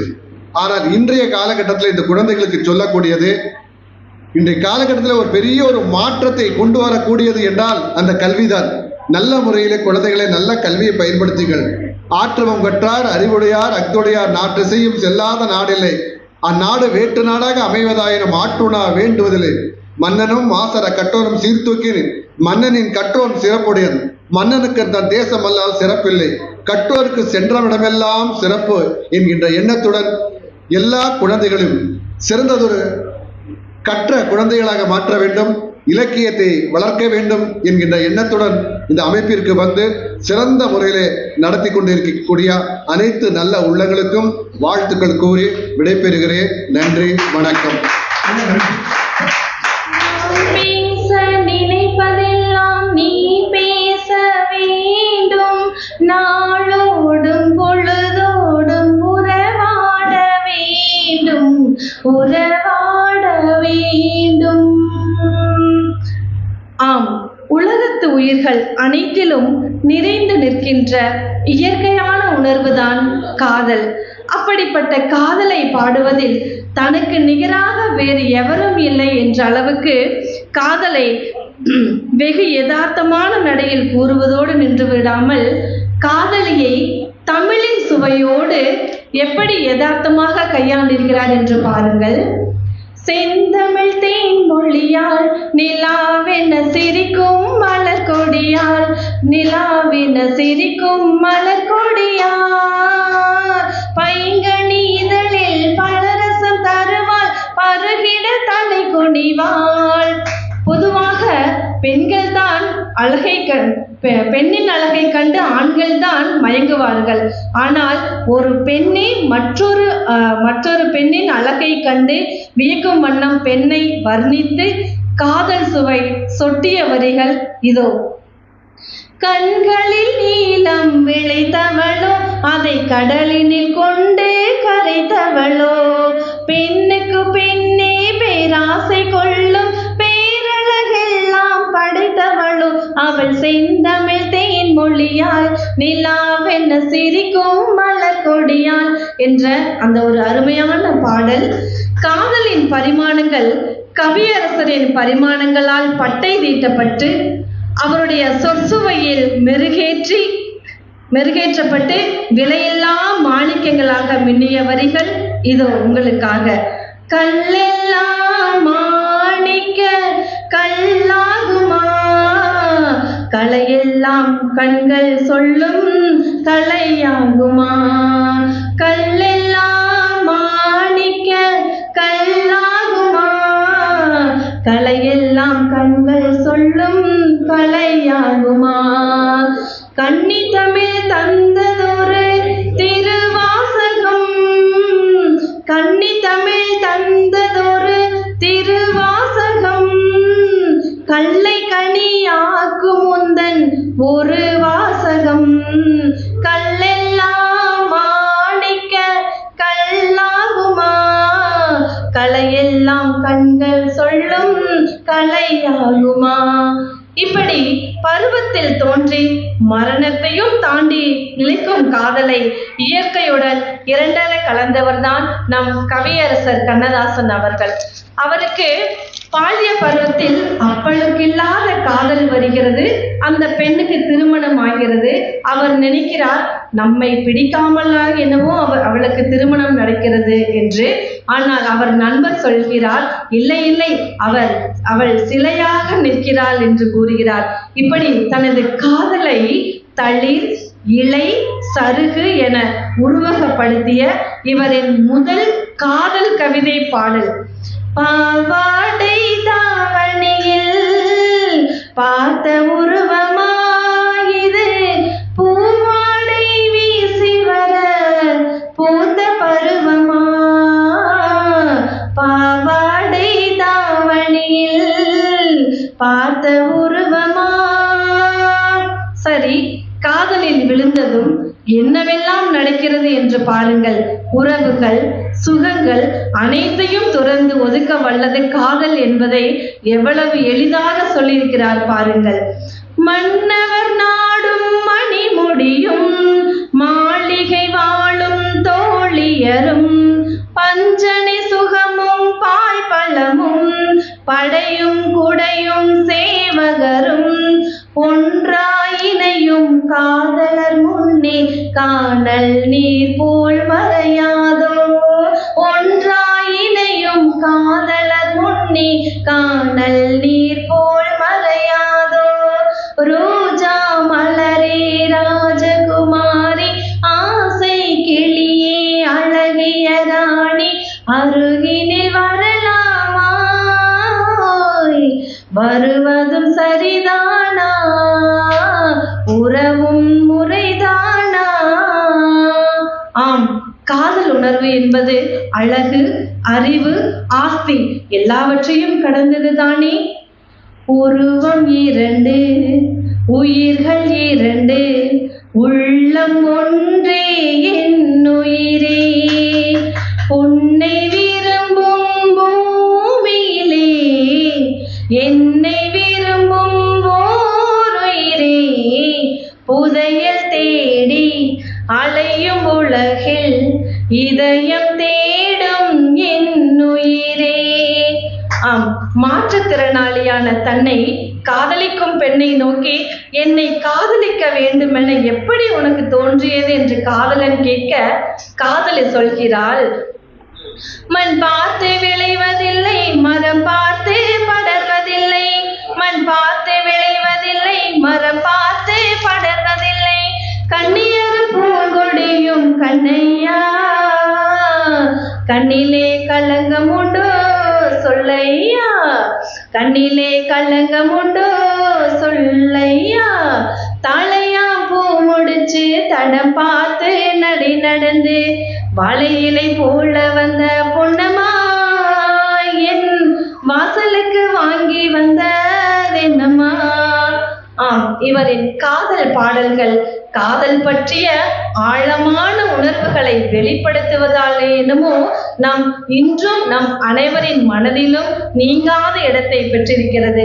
எப்படி ஒரு பானை சோற்றுக்கு ஒரு சோறு பதம், அதுபோல இவரின் காதல் உணர்வுகளை ஒரு கரண்டி அளவு மட்டும் உங்கள் முன் படைத்திருக்கிறேன் படையலாக. அந்த வகையில் காதல் கொண்ட சாமானியனுக்கே கவிதை பிறக்கும் போது கவியரசரின் காதல் புலமையும் கற்பனையும் தனது காதல் அனுபவத்தையும் சொல்லவா வேண்டும்? பால் போல் சிரிப்பதில் பிள்ளை, பால் போல் சிரிப்பதில் பிள்ளை, அவள் பனி போல் அணைப்பதில் கண்ணி, கண் போல் வளர்ப்பதில் அன்னை, கண் போல் வளர்ப்பதில் அன்னை, அவள் கவிஞனாக்கினாள் என்னை. காலங்களில் அவள் வசந்தம், கலைகளிலே அவள் ஓவியம், மாதங்களில் அவள் மார்கழி, மலர்களிலே அவள் மல்லிகை, காலங்களில் அவள் வசந்தம். இப்படி சாமானியனாக இருந்த கவியரசரை கவிஞனாக்கியது காதல் பாடல்களே என்று சொல்லி உங்களிடமிருந்து விடைபெறுகிறேன். நன்றி, வணக்கம். அனைவருக்கும் வணக்கம். அவசர காலம் கருதி அரங்கை நிறைவு செய்வதற்கு துணையாகிறேன். என்ன விஷயம்னா, என்னுடைய சிந்தனை எல்லாரும் சிறப்பாக பாடினாங்க, எல்லாரும் பேட்டரி நல்லா சார்ஜ் ஆயிடுச்சு. டெய்லி நம்ம செல்போனை சார்ஜ் பண்ற மாதிரி நம்ம உடம்ப மனசை எல்லாத்தையும் சார்ஜ் பண்ண வேண்டியது இருக்கு. மன்னர் காலத்திலிருந்து மானுடம் வாழ்ந்த காலம், ஃப்ளைட் ஆக்சிடென்ட் ஆன வரைக்கும் இப்போ விழிப்புணர்வு அப்படிங்கிற ஒரு செய்தி தான். ஒரே ஒரு செய்தியில முடிச்சிடறேன். இந்த பாட்டெல்லாம் பாடினாங்க, நானும் வக்கீல் மாதிரி எல்லாம் எழுதி வச்சு நைட்ல பாடிட்டு இருக்கிறதா. இந்த ஒரு பாட்டு மட்டும் நான் சொல்லி முடிச்சிடறேன். உப்புக்கல்லை வைரம் என்று சொன்னால் ஒத்துக்கொள்ளும் மூடருக்கு முன்னால் நாம் உளறி என்ன கதறி என்ன ஒண்ணுமே புரியவில்லை தோடா. ரொம்ப நாளா எங்க மனுஷன் ராஜாக்க சண்டையிலிருந்து அவன் குத்தி சாக இவன் குத்தி சாக, ஃப்ளைட்டு வெடிச்சு சாக, போர்ல சாக, ஈராக்ல குண்டு போட, இப்படியே மனுஷன் ஏதோ இந்த கம்பன் கழகத்துல வந்து இந்த 20-30 ஆன்மாவும் மகிழ்ச்சியோட இருந்து போவதுல நானும் மகிழ்ச்சி அடைகிறேன். ஒன்றுமே புரியவில்லை போலா, ரொம்ப நாளா. நன்றி. கண்ணதாசனின் கோடம்பாக்கத்து குயில். கண்ணதாசன் கவி கண்ணதாசன், தமிழால் என்னை கொன்னதாசன், தமிழை கொல்லாத தாசன், தமிழால் என்னை கொன்றதாசன், கொன்றவரை கூறு போட்டு காரைக்குடி பிரியாணி செய்த கண்ணதாசன். பாடும் பறவை பல பாடும் பறவை, கோழி, வாத்து, புறா, மைனா, இன்னும் பல செவிக்கு இனிமை குயில் பாட்டு. இவரிடம் பிடித்தது கவிதைகள் மட்டுமல்ல, கவிதை திமிரும் தானே. நிலா அது வானத்து மேலே, பலானது ஓடத்து மேலே என குயில் ஆடினாலும் மனதில் நிற்கும் இந்த நிலா, நிற்கும் நிலா இந்த குயில் கவிஞன் பாடிய வானிலா, நிலா அல்ல உன் வாலிபு நிலா. தேன் நிலா, நிலா என் தேவியின் நிலா, நீ இல்லாத நாளெல்லாம் நான் தேய்ந்த வெண்ணிலா. பார்த்தேன், ரசித்தேன், பக்கமர துடித்தேன், உன்னைத்தான் மறைத்தேன் என நினைத்தேன் என செவிக்கு தேன் பாய்ச்சியவன். அதே தேன் கலந்த தேன் சிந்ததே வானம் உன்னை என்னை தாளாட்டுதே என தாளாட்டி உறங்க செய்தவன். ஸ்ரீரங்கம் வாசல் நோக்கி போன வாலிப கவினை கோடம்பாக்கத்துக்கு மீண்டும் வரவழைத்து கவிஞர் பாட்டு மயக்கமா தயக்கமா, மனதிலே குழப்பமா, வாழ்க்கை நடக்குமா என கேள்வி கேட்டு ஆண்டவனை அழைத்து வந்து ஆசையில் மிதக்க விட்டு ஆடலா ஆடி என்று மனம் நெடு நாத்திய கவின் டூ. உனக்கு உயிரானே என்னாலும் மனதில் நீ மறவாதே, என் மனதை வருடிய ஆத்திக்கவனும் இவனே. கவிஞர் நாவிலே கருத்தரிக்கும் சொல்லும் உதட்டில் திசைக்கும் போது தமிழ் மனம் கமிழும், தமிழ் மனம் எழும். 26 வரிக்குள் அடங்குமா இவன் கவிதை, 24 மணி நேரம் இவன் கவிதைதானே. 5 மணி துளிகள் பேசவா, ஒவ்வொரு மலைத்துளியும் பேசுமே. கோடம்பாக்கத்து குயில் கூண்டுக்குள் அடங்குமா இந்த குயில், கோடான கோடி தமிழ் நெஞ்சில் என்றும் வாழும் இந்த குயில். நன்றி. Thank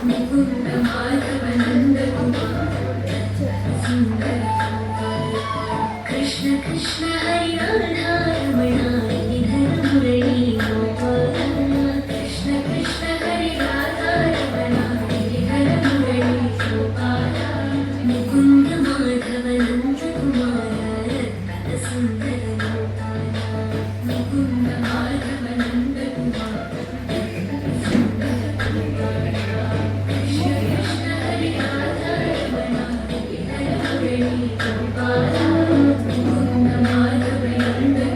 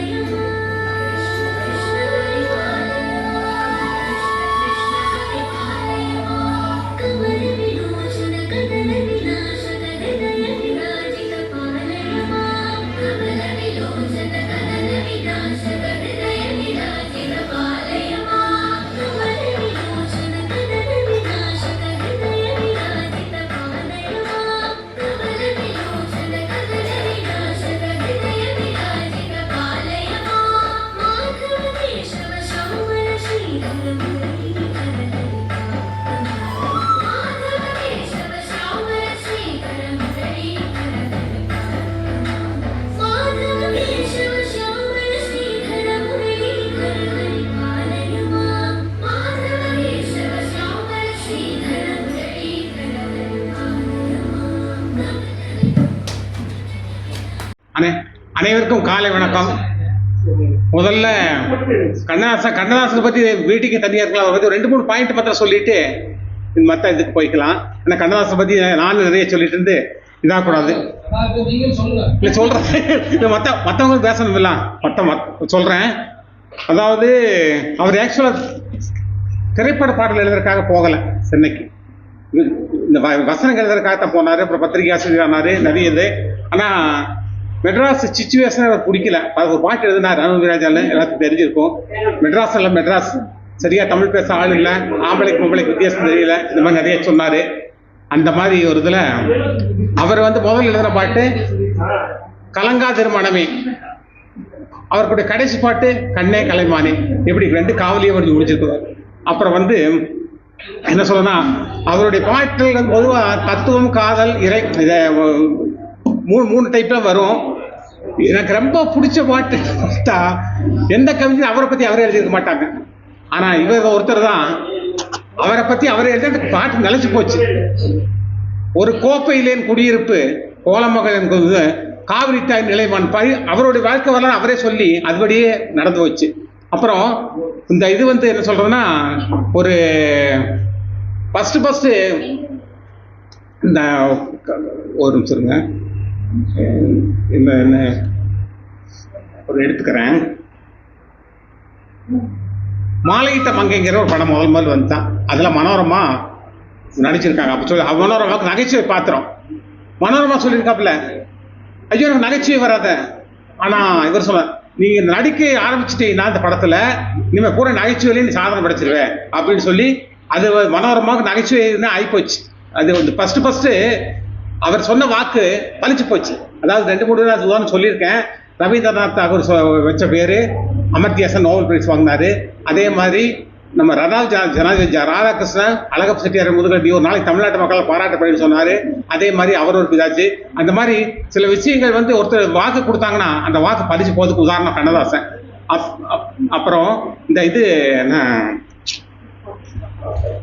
ஒரு நேற்று ஒரு பாட்டு கேட்டு எங்கள் ஆசிரியர்கிட்ட கூட கேட்டேன், அதுக்கு இலக்கணத்தில் வருமா அப்படின்னு. கொடிய சித்தம் காற்று வந்ததான், காற்று வந்தது. அதாவது எதிர்புதும் நிலவு மழை, இந்த மாதிரி நிறைய சொல்லிட்டே போகலாம். ஆனால் அதை பற்றி சொல்கிறதுனா நேரம் பார்த்தா மற்றவங்க இதை பற்றி பேசுகிறாங்க. அதனால் கண்ணதாசனுடைய புகழ் என்றைக்குமே இதாகாது என்று கூறி, அடுத்ததாக நம்ம மாப்போசி பற்றி எல்லாத்துக்கும் தெரியுமில்ல. மயிலாப்பூர் பொன்னுசாமி சிவஞானம், அதான் மாப்போசி. இவர் சிலம்பு செல்வர் மாப்போசி. இவர் படிப்போடு ஓகணும் கிடையாது.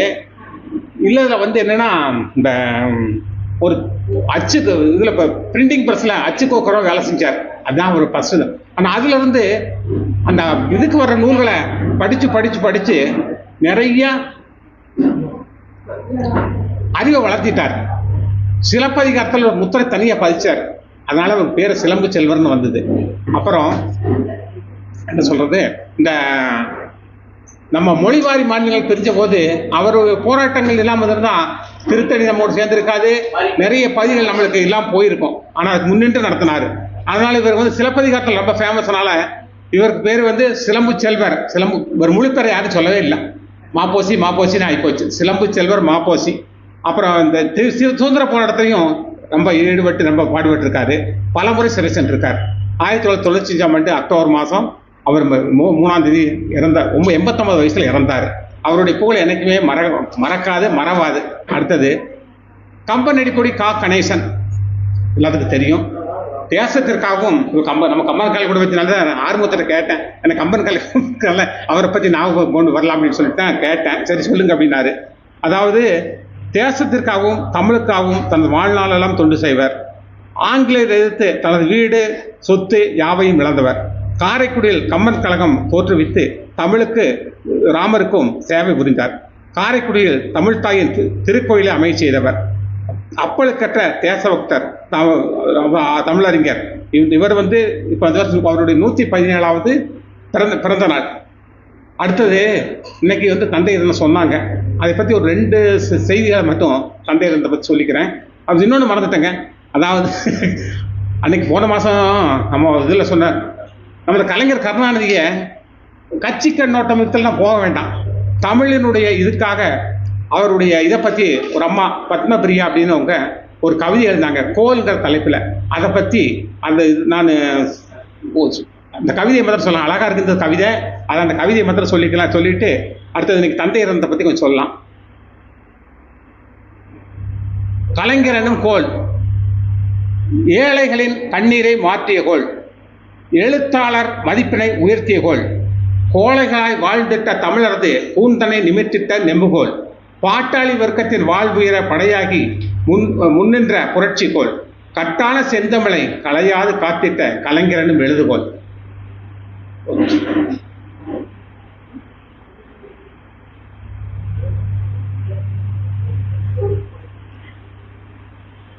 பெரியாரின் ஊன்றுகோல், பேரறிஞர் அண்ணாவின் கொள்கைக்கோள், தமிழ்நாட்டின் மனுதர்ம கொடுமைக்கு மாற்றுக்கோள், வங்காத மார்க்சியத்தின் பொதுமைக்கோள், மதமான பெய்களுக்கு மயங்காக்கோள், மானுடத்தை காக்க வந்த மாயக்கோள், எழிலாட்ட இலக்கியத்தை எளிதாக எடுத்துரைத்த கலைஞரனும் எழுதுகோள், வள்ளுவத்தின் மாண்புறத்த வளமைக்கோள், வண்டமலாய் வாழ்ந்திட்ட செழுமைக்கோள், சிலம்புக்கு உரை செய்த செம்மைக்கோள், ரோமாவூரி பாண்டியனின் வீரக்கோள், தொல்தமிழர் காப்பியத்தின் பயன் தன்னை பல்லுலகில் விதைத்திட்ட பசுமைக்கோள், நிலையில்லா வாழ்வதனை நிலையாக்கி நிலைத்திட்ட கலைஞரனும் எழுதுகோள். கோல்னே வந்தது. அதான் அவருடைய இதுக்கு நமக்கு கட்சி உள்ள போகவில்லை. இந்த என்ன சொன்ன கவிதையை படிச்சுட்டு அடுத்தது வந்து எனக்கு தந்தையை பற்றி ஒரு 2 செய்தி சொல்லிட்டு என்னுடைய உரையை முடிச்சுக்கிறேன்.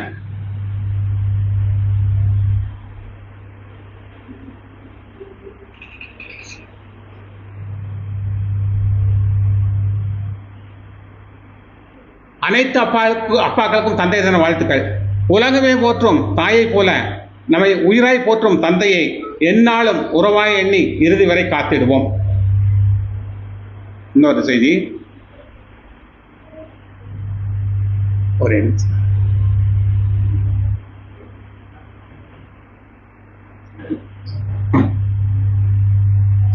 சிப்பிக்குள் இருக்கும் முத்து போலதான் அப்பாவின் அன்பு, வெளியே தெரியாது ஆனால் விலை உயர்ந்தது.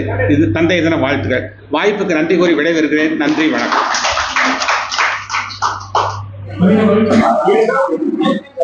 அனைவருக்கும் வணக்கம். திருக்குறள். அன்புடைமை. அன்பிற்கு உண்டோ அடைக்கும் தாள் ஆர்வலர் முன்கண்ணில் பூசல் தரும். அன்பிலார் எல்லாம் தமக்குரிய நண்புடையர் என்றும் உயர்த்துவதற்கு. அன்பொடி என்ற வழக்கென்ற ஆளுநருக்கு என்பொடி என்ற தொடர்பு. அன்பிலார் தமக்குரியர் என்புடையர் என்பும் உரியர் பிறருக்கு. அறத்திற்கு அன்புசார் என்ப அறியர் மரத்திற்கும் அங்கே துணை. அன்பில் அதனை உயிர் போல வாழ்வே அன்பில் என்பில் அதனை அறம். அன்பக்கத்து இல்லா உயிர் வாழ்க்கை அன்பாளிதன் மறந்தளி கற்று. புறத்துறுத்தெல்லாம் எவன் செய்யும் அகத்துறுத்தெல்லாம் அன்பில் அவனுக்கு. அன்பின் வழியது அத்திலாருக்கு என்பதோடு பொறுத்த உடனே. நன்றி.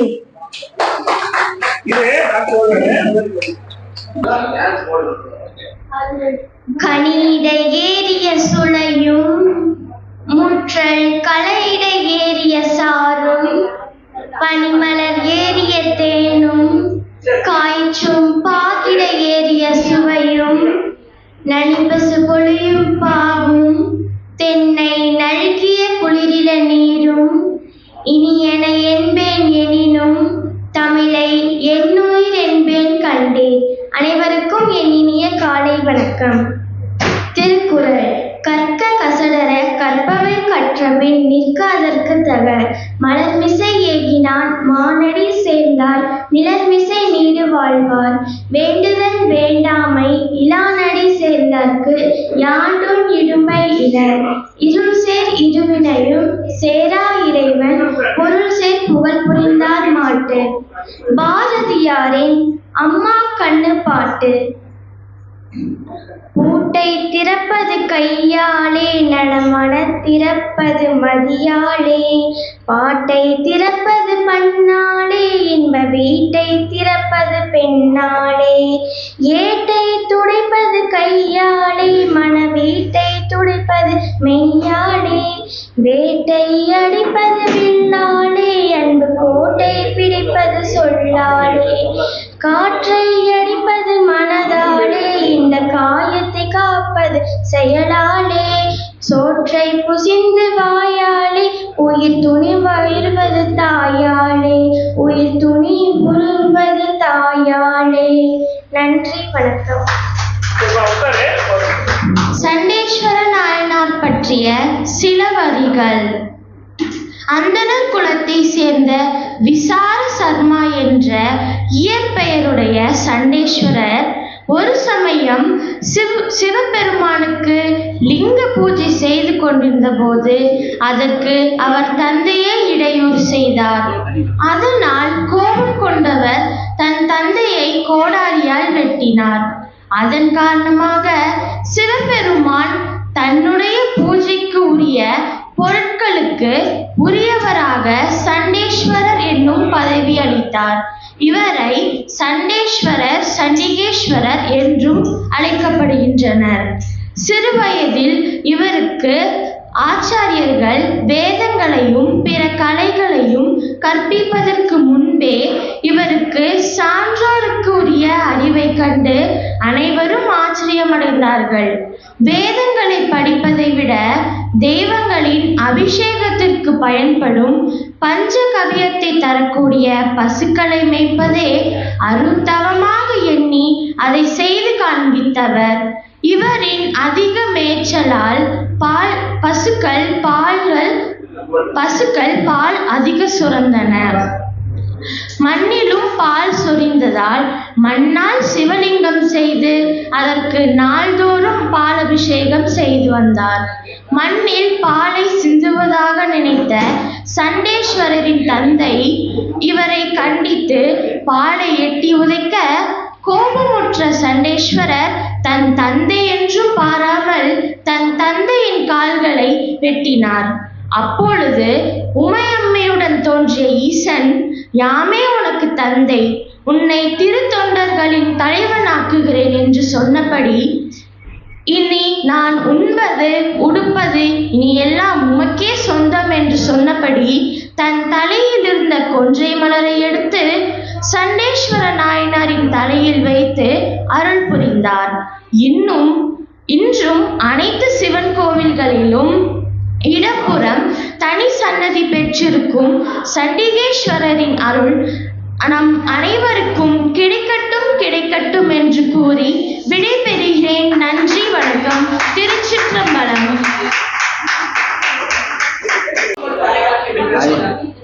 அதிகமாக பேசுறதுக்கு வாய்ப்பு எடுத்துக்க போறது இல்லை.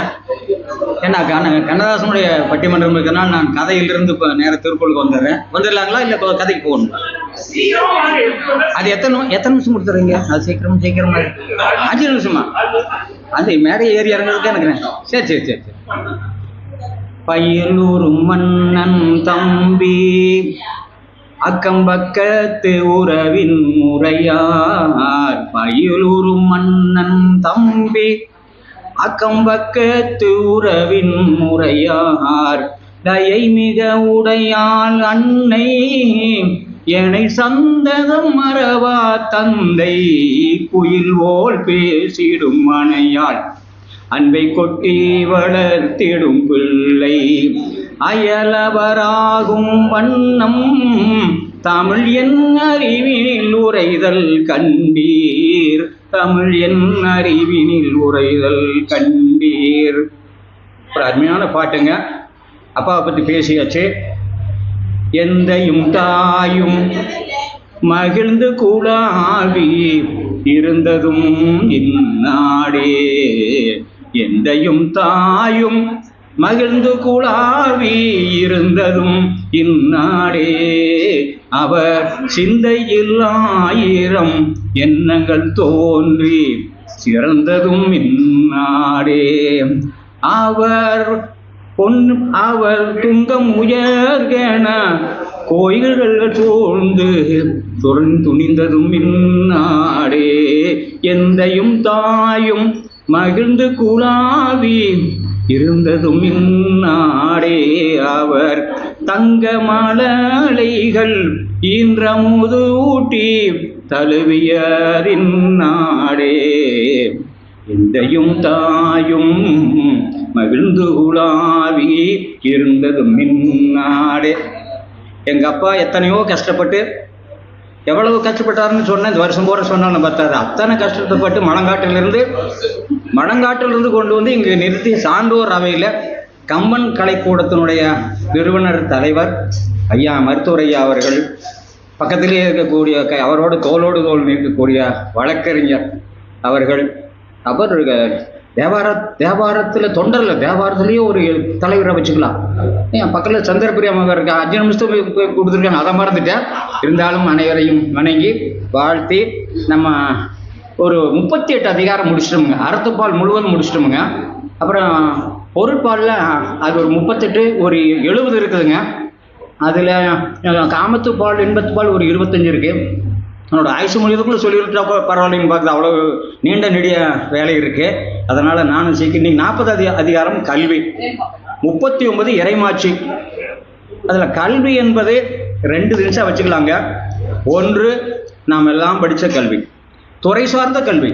இன்னைக்கு ஏஐ என்று சொல்லக்கூடிய செயற்கை நுண்ணறிவு, ஆர்டிஃபிஷியல் இன்டெலிஜென்ஸ், இது வரைக்கும் அதிலிருந்து தொடக்க கல்வியிலிருந்து எடுத்துட்டோம்னா மருத்துவத்துறையில் இருக்கக்கூடிய வளர்ச்சி, எத்தனை பிரிவுகள், பொறியியல் துறை எல்லாத்துலேயுமே இருக்குது, நீதித்துறையில் எல்லாத்துலேயும் இருக்குது.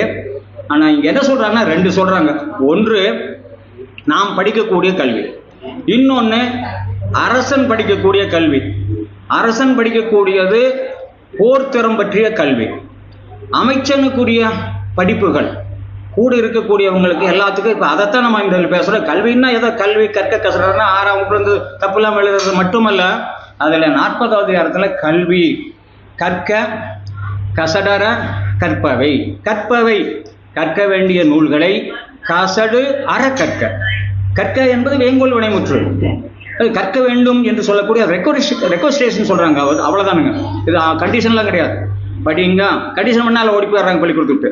அதனால கற்க கசடர கற்க கற்பவை, கற்க கசடர கற்பவை. கற்றவின் நிற்க நின்று இருக்கிறது இல்லை, நிற்க என்றால் அதன்படி நடக்கிறதுங்கிறது. முதல் நிற்கிறது, படுக்கிறது, எழுந்திருக்கிறது, நிற்கிறது, அப்புறம் நடக்கிறதுக்கு, அப்புறம் நமக்கு பிடிக்காம ஓடி போறதுல உண்டு. ஆனால் கற்க கசட, இது என்னுடைய உரை, ஏதோ வேற உரை. கற்க கசடர கற்பவை கற்றவின் நிற்க அதற்கு தக, தக நிறை மலர், மலர் என்னும் வாய்வாட்டில் முடிந்தது.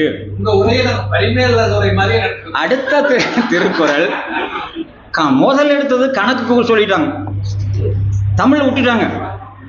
எல்லாரும் மருத்துவத்துறையிலிருந்து பொறியியல் துறை வரைக்கும் கணக்கு தான் வேணுங்கிறாங்க. அதனால நமக்கு தமிழ்ல 14 கீழ்கணக்கு 14 மேல் கணக்கு வேற வச்சிருக்காங்க. எண்ணென்ப ஏனை எழுத்து, இதெல்லாம் எதுக்கு வச்சிருக்காங்க? நம்ம நகர்த்துறதுக்கு போடுறோம். எண்ணென்ப ஏனை எழுத்தென்ப இவ்விரண்டும் கண்ணென்ப வாழும் உயிர். நான் விரிவா சொல்ல போறது இல்லைங்க.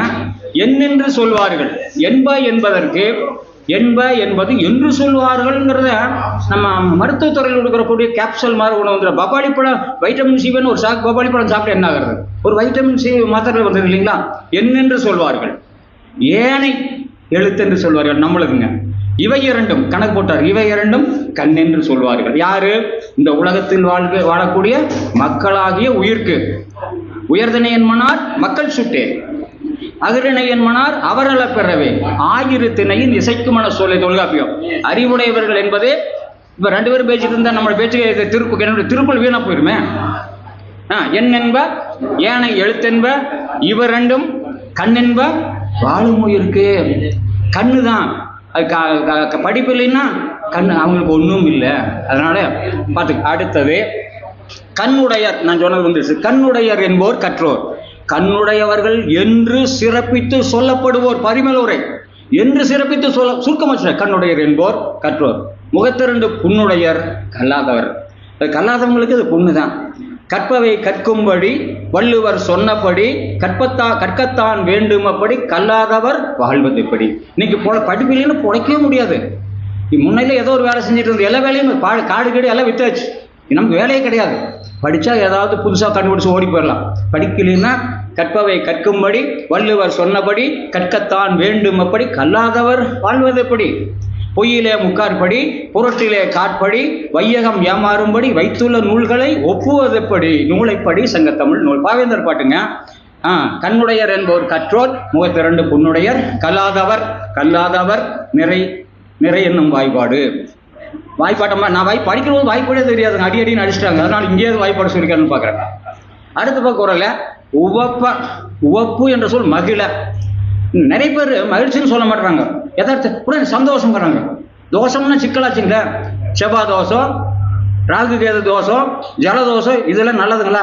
சந்தோஷினின்னு வைக்கிறாங்க பெண்களுக்கு. சந்தோஷம் மகிழ்ச்சிங்கிற உவப்ப தலைக்கூடி உள்ள பிரிதல் அனைத்தே புலவர் தொழில். புலவர் என்னுடைய வேலையில்லை, எல்லாருக்கும் புலவர்னு பேர். யார் யார் எந்தெந்த துறையில சிறந்து விளங்குகிறார்களோ அவர்கள் அனைவருக்கும் புலவர். நீதிமன்றத்தில் நம்ம வழக்கறிஞர் சிறந்து விளங்குறதுனால, எல்லா தேர்தல்களில் நின்று ஜெயிக்கிறதுனாலன்னு சொன்னேன். ஜெயிப்பார் பெரிய 19-20 தடவை தோல்விக்கு பிறகு உலகத்தை பிடிச்சவங்க இருக்கிறாங்க. அதனால அதாவது தோல்வியில் களங்கேல் நமக்கு ஆத்திசூடி உவப்ப தலை கூடி உள்ள பிரிதல் அவ்வளவுதான். அனைத்தே புலவர் அறிவுடையவர்கள் தொழில் அப்படின்னு சொன்னார். அடுத்த திருக்குறள்ல தொற்றனைத்து ஊரும் மணல் கேணி. கேணி என்பது திசை சொல், இயற்சொல், திரிசொல், திசை சொல், வடசொல், 4ம் செய்யுளிட்ட சொல்லுன்னு சொல்லுவாங்க. தெற்கிருந்து வந்தது அந்த கேணிங்கிறது. காணிங்கிற சொல் வேற வரத்து வந்து காணி நிலம் வேண்டும். இந்த கேணி என்பது கிணறு, மணற்கிணறு. தொட்டனை தூரும் மணற்கேணி மாந்தருக்கு கற்றடை தூரும். அது 1ஆம் பையன்ல சொல்லுவாங்க போல இருக்குது. கற்று அனைத்து ஊரும் அப்படின்னு படிக்கிற அளவுக்கு அறிவு சுரக்கும். நான் அங்க எனக்கு எழுத்து தெரியாத போது கை போர் அடிச்சு உடைச்சிட்டாங்க. இப்ப நான் வந்து உங்ககிட்ட பேசிட்டு இருக்கேன் இல்லைங்களா? அதை தொடர்ந்து படிக்கிறதுனால ஆனா போடுன்னா இப்படி போடுன்னா இப்படி போட்டு நான் ஏர் ஓட்டுன பழக்கத்தில் இப்படி போட்டு அடிச்சிட்டாங்க. நல்லா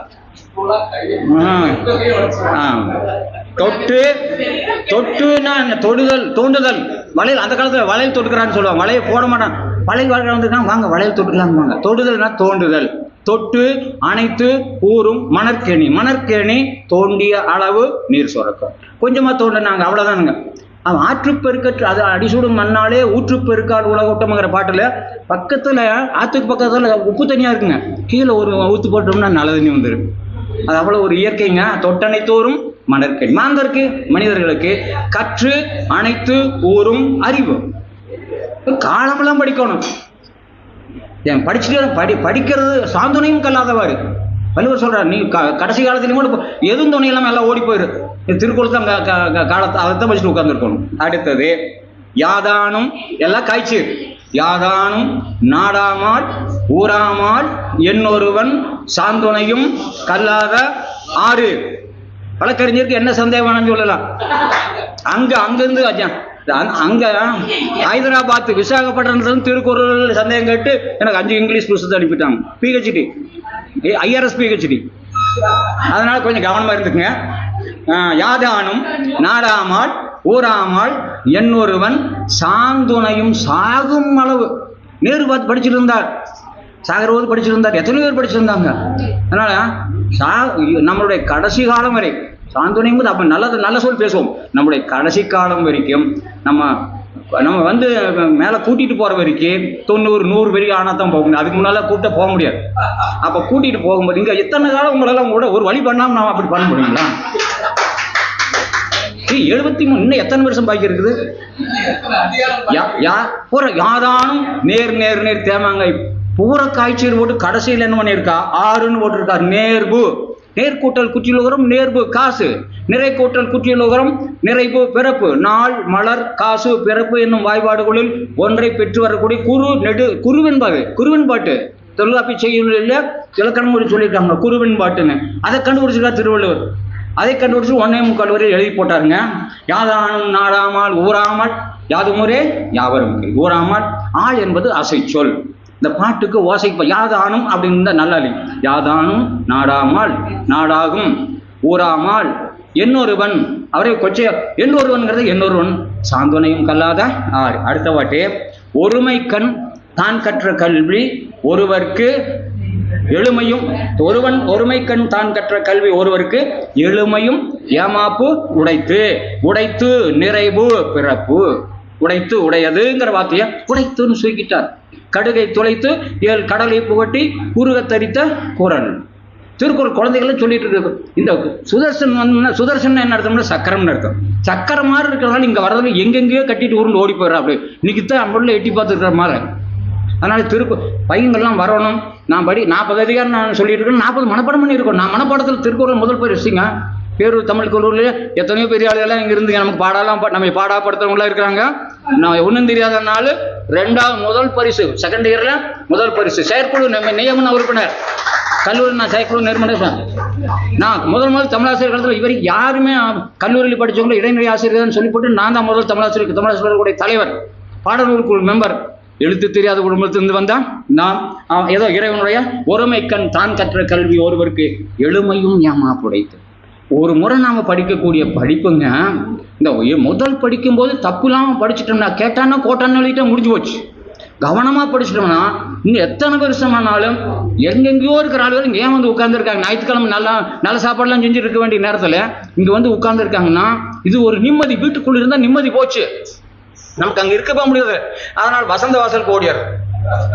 வசந்த வாசல நான் சிலப்பதிகாரமே சொல்லல, எனக்கு சிலம்பிசை செல்வர்னு நான் முத்தமிழ் அரங்கத்துல ஒரு வருஷம் பாடினேன். இங்க திருக்குறள் முதல் திருக்குறள் விருது வாங்கின ஆளுக்கு நீங்க வெறுமாறப்புன்னு போட்டோம், புலவர் மாறப்போம். என்னுடைய பேர்ல திருக்குறள் மாமணி 5 பேருக்கு 6 பேருக்கு கொடுத்தீங்க, நமக்கு தான் ஒரு ஆளுக்கு முதல் கொடுத்தீங்க, அதை விட்டுறாதீங்க. யார் அடுத்த திருக்குறள் ஒருமை ரெக்வஸ்டேஷன், ஒருமைக்கண் தான் கற்ற கல்வி எளிமையும் வரக்கூடிய காலங்களிலும். எழுபிறப்பையும் சிலரோட ஏழு பிறப்புன்னு சொல்லுவாங்க. எளிமையும்னா தொடர்ந்து வருகின்ற காலங்கள். பிறப்பு எத்தனை இருக்கு நமக்கு தெரியாதுங்க. எளிமையும் ஏமாப்புன்னா பாதுகாப்பு. இந்த கல்வி எல்லா காலங்களிலும் பாதுகாப்பு. நான் பெருசுல 250 சம்பளம் வாங்கிட்டு வந்தேன். எனக்கு 1400 முதல் சம்பளம் கொடுத்தாங்க. இப்போ எனக்கு பென்ஷன் 36,000 கொடுக்குறாங்க. நான் என்ன பாடுபடுறேன்? இந்த மாதிரி ஒரு ஏதோ ஒரு பக்கம் எங்கேயும் பேசிட்டு ஏதோ வேலை செஞ்சு இது எளிமையும் பாதுகாப்பு. எங்க வீட்டுக்கார மக்கள் நான் ஆட்டோ வாங்கி விட்டுருக்கேன். எதுக்கு சொன்னா ஆட்டோ கொஞ்ச நேரத்தில் வந்துரு, நான் ரொம்ப நேரம் பண்ணேன். அவங்களுக்கு கண்ணில் புறையினால ரெட்டினா ஆப்ரேஷன் பண்ணி நம்ம இங்கே தான் ட்ரீட்மெண்ட் எடுத்தோம். அவங்களுக்கு அடிபட்ட போது மணிகண்டன் வந்து நாங்கள் மருந்து வாங்க போனோம். மருத்துவர்கிட்ட 1 வாரம் இருந்து தீபத்தெல்லாம் போய் அது பெரிய அளவுக்கு ஆஸ்பத்திரி பண்ணி 50,000 அரசாங்கத்தால் பணம் கொடுத்தாங்க. என்னுடைய பென்ஷன்னாலும் அங்கே கொடுத்தாங்க. இல்லைன்னா காசை எங்கேயோ போயிட்டு 50,000 நான் பணம் வாங்கிட்டு இலவசமாக வாங்கிட்டு வந்திருக்கிறாள். இதுவும் கூட நீங்கள் கேட்க மாட்டீங்களா? அத்தனை பேர் உதவி செய்கிறாங்க. எளிமையும் ஏமாப்புடைத்து பாதுகாப்பு உடையது. அடுத்த திருக்குறள் முடிய போகுதுங்க, நமக்கே வருத்தமா இருக்கு. தாம் இன்புறுவது, நாம எவ்வளவு மகிழ்ச்சியா நான் பேசுறேன். நாடு வீடு மேய்ச்சிட்டாங்க, ஏதாவது ஊர்ல இருந்தாங்க, இதெல்லாம் பேச முடியுமா? தாம் இன்புறுவது உலகு இன்புறக் கண்டு. இன்புறுதல் துன்புறுதல் நல்ல தமிழ் சொல்.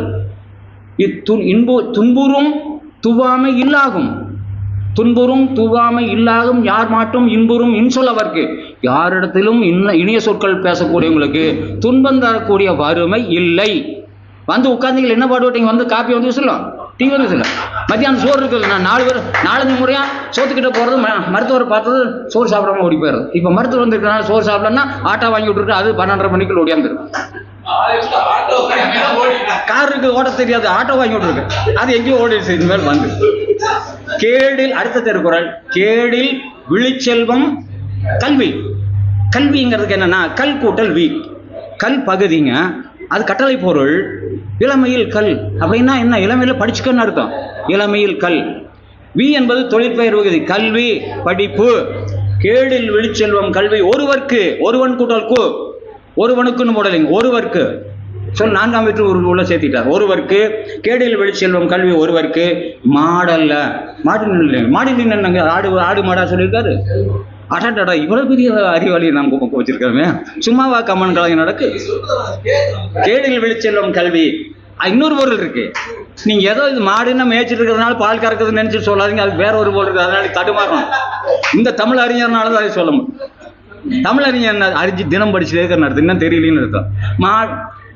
கேடில் விழிச்செல்வம் கல்வி ஒருவருக்கு மாடு அல்ல மற்றவன சிறந்த செல்வம். ஆரம்ப காலத்துல முல்லை நிலத்துல மாடுதான் நமக்கு இருந்தது. அவங்க மேய்ச்சிட்டு இருந்தவங்களுக்கு பேர் ஆயர். ஆயர் வேட்டுவர் ஆடுவோமேனா ஆவையின் வரும் கிழவரும் உலர்ன்னு அந்த குளம் ஆயர் மேய்ச்சிருந்தாலும் ஆயர். ஆக தோம்பி ஆப்பையன் அளிக்கும் கோவலர் வாழ்க்கை கொடும்பாடு இல். முடிக்க போறேன், கம்பராமாயணத்தோடு முடிச்சுக்கிறேனே. ஹனுமன் போய் அங்க நின்றுட்டு இருக்காரு, சீதையை கொண்டு போய் வனத்துல வச்சுட்டாங்க. தேடி தேடி பார்த்தாரு, கிடைக்கல. நான் போய் சீதை கிடைக்கலன்னு ராமர்கிட்ட சொன்னா நல்லாவா இருக்கு, இந்த மரியாதையா இருக்குமான்ட்டு நான் அப்படி தேடி பார்த்தார். மாடு நின்ற அம்மடிமலர் சோலையை மருவி தேடி இவ்வழி காண்பனேன் தீரும் என் சிறுமை. ஊடு கண்டிலன் இடைச்சுட்டு வந்துருச்சுங்க. அது இது உது ஊடு கண்டிலன் உரியது ஒன்றில்லை வீடுவன் மற்ற இவ்விலங்கன் மேல் லங்கையை வீட்டீர். அவர் ஜெயிச்சிட்டார், நாம ஜெயிச்சிட்டோம், ஸ்ரீராம ஜெயம் எழுதிட்டார்.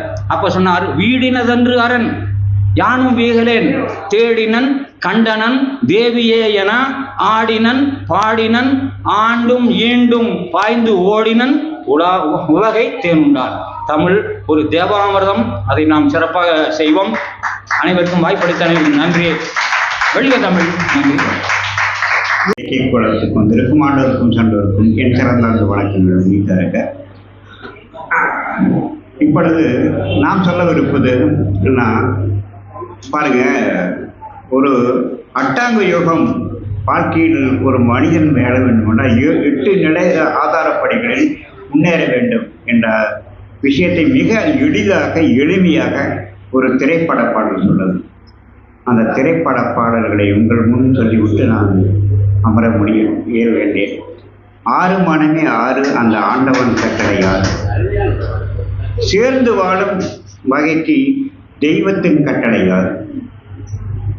அப்புறம் கடைசியில் சொல்றாரு, ஒன்றே சொல்வார் ஒன்றே செய்வார் உள்ளத்தில் உள்ளது அமைதி. இப்போ சொல்றாரு, ஒன்றே சொல்வார் உள்ளத்தில் உள்ளது அமைதி. நன்றே, அதாவது நம்முடைய வாழ்க்கையில ஒவ்வொரு அட்டாங்கம்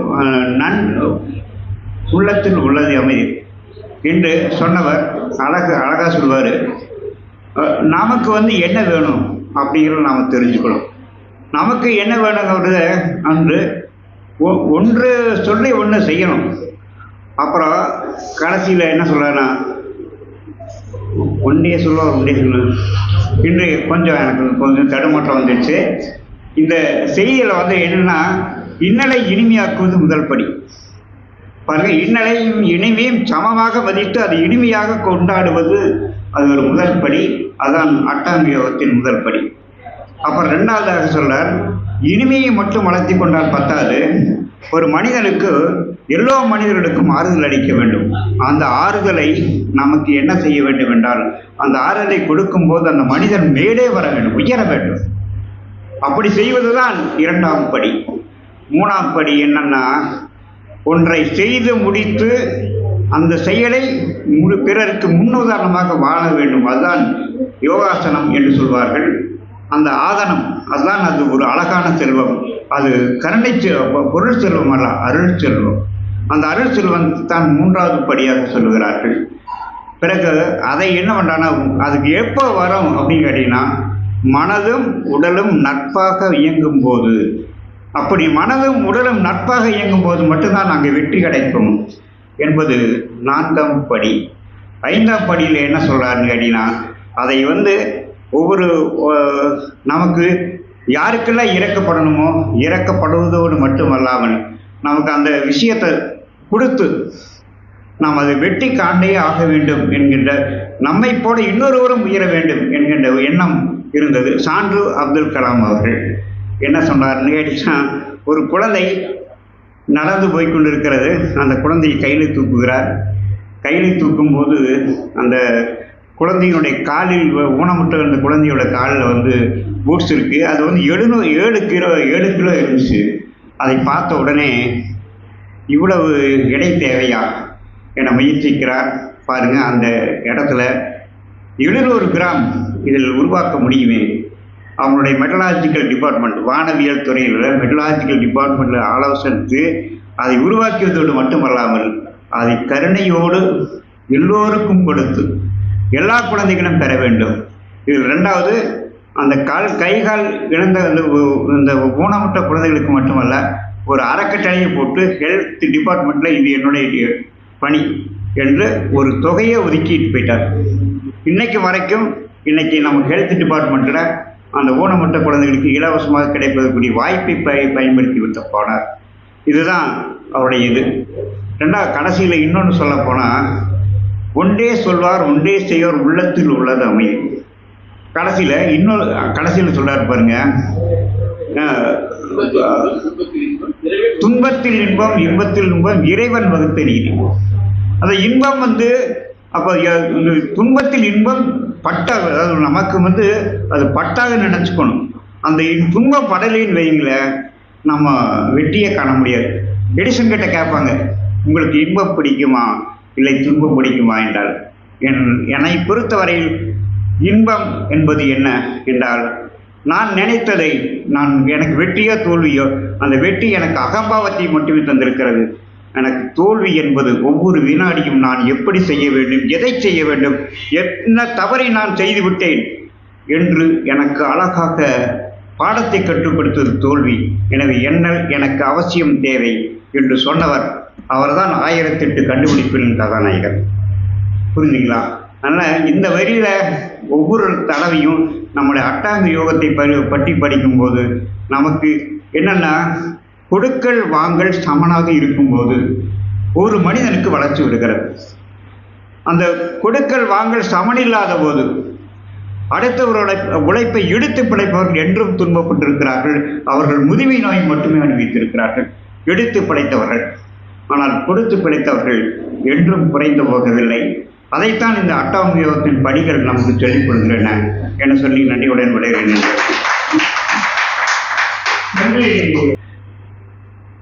கீவாஜாவை பற்றி சொல்லிட்டு நான் இறங்கிக்கிறேன். கீவாஜா பேசிட்டு இருக்கும்போது குவளைன்னு 2 பொருள் தெரியும் உங்களுக்கு. குவளை என்பது ஒரு மலர், இன்னொன்று கப். அவர் பேசிட்டு இருக்கும்போது ஒரு கப்பில் தண்ணீர் உணர்ந்து வச்சாங்க.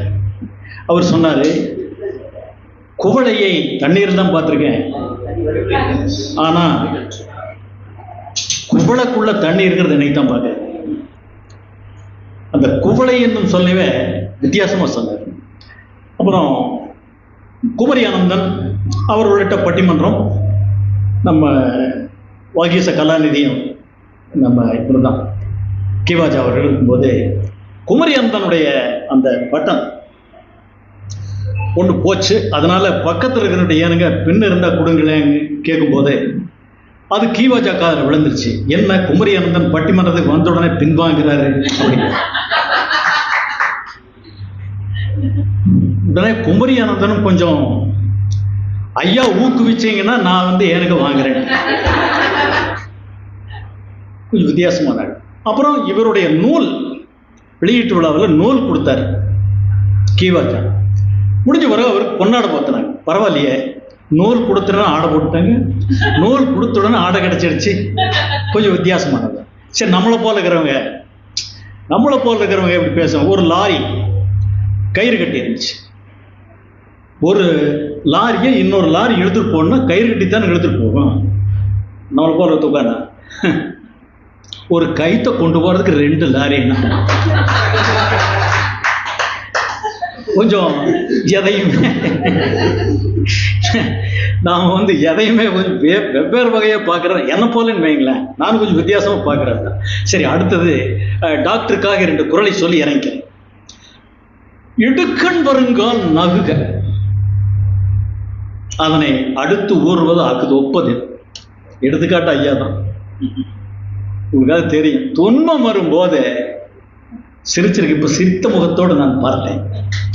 ஒரு 2 செய்தியை சொல்லி ஐயா சிரிச்சாடுறாங்க. இந்த இடுக்கண் வருங்கால் நகு, எவ்வளவு துன்பத்தோடு உட்கார்ந்துருக்கிறவர் சிரிச்சார்ல, அது எனக்கு ரொம்ப மகிழ்ச்சியா இருக்கு. அடுத்தது இடும்பைக்கு இடும்பை படுப்பர், இடும்பைக்கு இடும்பை படாதவர். அதுக்கு டாக்டர் ஐயா தான். துன்பத்துக்கு துன்பம் செய்யணும். இடும்பைக்கு இடும்பை படாதவர், இடும்பைக்கு இடும்பை படுப்பர். துன்பத்தை கண்டு துன்பப்படாதவர் துன்பத்திற்கே துன்பம் செய்வார்கள். என்ன ஒரு அற்புதமான குறள். ஏன்னா ஐயா நன்றியை பற்றி நிறைய குறள் சொன்னார். அடுத்தது, என் ஜாதகத்தில் எனக்கு 100 வயசு அப்படின்னு பக்கத்தில் ஃப்ரெண்டு சொன்னேன். இப்போ புரியுதா நான் ஏன் ஜாதகத்தை நம்புறது இல்லைன்னு? எனக்கு அறிவு ஜாஸ்தியானா, ஜாதகப்படி எனக்கு அறிவு ஜாஸ்தியானா ஃப்ரெண்டு. இப்போ ஏன் தெரியுதா நான் ஜாதகத்தை நம்புறது இல்லைன்னு? ஆமாம், உனக்கு 36 வயசு தானே, எப்படி கண்டுபிடிச்ச? இல்லை, அரலூசுக்கு 18, அதனால உனக்கு 36 தான் இருக்கணும். வாய்ப்புக்கு நன்றி, வணக்கம்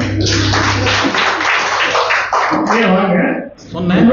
அதுல டாக்டர் ஐயா வர்ற வர கொஞ்சம் கத்தி போடலாமான்ட்டு எழுத்து நம்ம எல்லாம் பண்ண எல்லா மொழியிலும் இலக்கணம் இருக்கு, இலக்கணம் படித்தவங்க இருக்கிறாங்க, இலக்கணப்படி பேசணும்னு நினைக்கிறாங்க, எல்லாமே இருக்கு. ஆனால் நம்ம தமிழன் மட்டும்தான் எப்படி வேணா பேசலாம், எப்படி வேணா எழுதலாம் அப்படிங்கிற மாதிரி இருக்கிறாங்க. இலக்கணம் என்ன? நாம் சொல்வதை பிறர் புரிந்து கொள்ளணும், பிறர் சொல்வதை நாம் புரிந்து கொள்ளணும், நாம் பிழை இல்லாமல் எழுதணும், பிழை இல்லாமல் படிக்கணும். இந்த 4 கருத்துக்களுக்காக நிச்சயமா இலக்கணம் வேணும். நம்ம என்னன்னு தெரியாமையே படிச்சுட்டே இருக்கிறோம் அப்படிங்கிறது எனக்கு ஒரு வருத்தத்துக்குரிய செய்தி. எழுத்து என்றால் என்ன?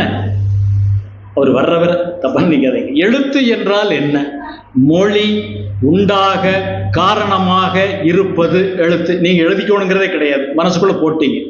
மொழி உண்டாக, அதை ஆங்கிலத்தில் எழுதிட்டு வந்து என்னவா, நீங்க நான் வக்கீலையே இருக்காரு, அவருக்கு ஓரளவுக்கு ஆங்கிலத்தில் சொன்னீங்க டக்குன்னு புரிஞ்சுக்குவாரு.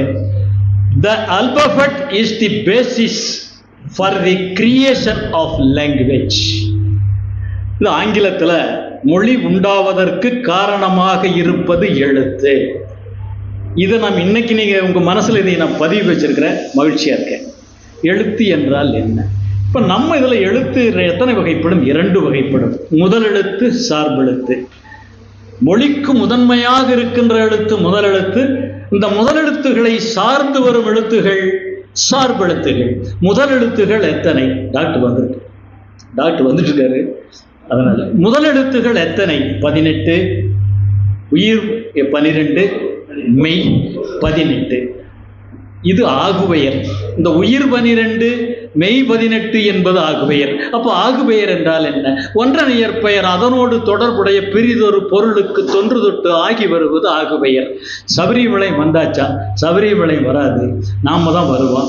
சபரிமலையம் என்னும் ஊர் இடவாகுபெயர். இப்படி நிறைய ஆகுபெயர்கள் இருக்கு.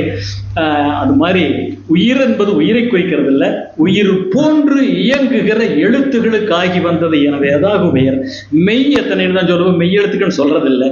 மெய் என்பது உடம்பு, இன்னொரு பொருள் உண்மை. மெய் 18 மெய்யும் ஆகுபெயர். மெய் போன்று இயங்குவதால் அது ஆகுபெயர். இந்த முதல் எழுத்து சார்பெழுத்து. இப்போ முதல் எழுத்து 12, மொத்தம் 30, உயிர் 12 மெய் 18 ஆக மொத்தம் 30 முதல் எழுத்துகள் எனப்படும். இந்த முதல் எழுத்துக்களை 1ஆம் வகுப்பு தொடக்கம் தெளிவாக கற்றிருந்தால் அவர்கள் பிழை செய்யவே மாட்டார்கள்.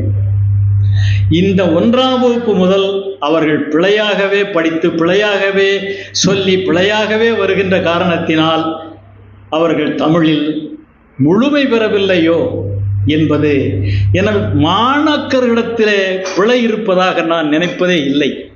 நம்மிடத்திலே தான் குறை இருக்கிறது, ஆசிரியரிடத்திலே தான் குறை இருக்கிறது. ஏன்னா நான் அதைய ஒரு பள்ளி இப்படி இருந்தது, மோசமாக இருக்கிற பள்ளி, ஆசிரியர்கள் ஒன்று சேர்ந்தால் அந்த பள்ளியை சாந்தி நிகேதனமாக மாற்றலாம் என்று மாற்றி காட்டி வந்தவன் நான். சிங்கநல்லூர் அரசு உயர்நிலைப் பள்ளி, அதுக்கு பேரே நான் இந்த சபையில் சொல்லக்கூடாத சொல் அவை அல் கிளவி. சபையிலே சொல்லக்கூடாத சொல் மறைத்தனர் கிளத்தல் பகர இகரம் தீப்பள்ளிக்கூடன்னு பேர். அதை சாந்தி நிகேதனமாக செய்து நாங்கள் மூவர் 93% அளவு பெரிய. சரி, இத்தோடு என்னுடைய உரையை முடித்துக் கொள்கிறேன். அடுத்து டாக்டருக்கு வழிவிட்டு என்னுடைய உரையை முடித்துக் கொள்கிறேன். கொஞ்சம் போர் அடிச்சிருக்க இலக்கணம் என்னென்னு இருந்தாலும் சில செய்திகளை உங்கள் மனதிலே போட்டதில் எனக்கு மகிழ்ச்சி. நன்றி, வணக்கம்.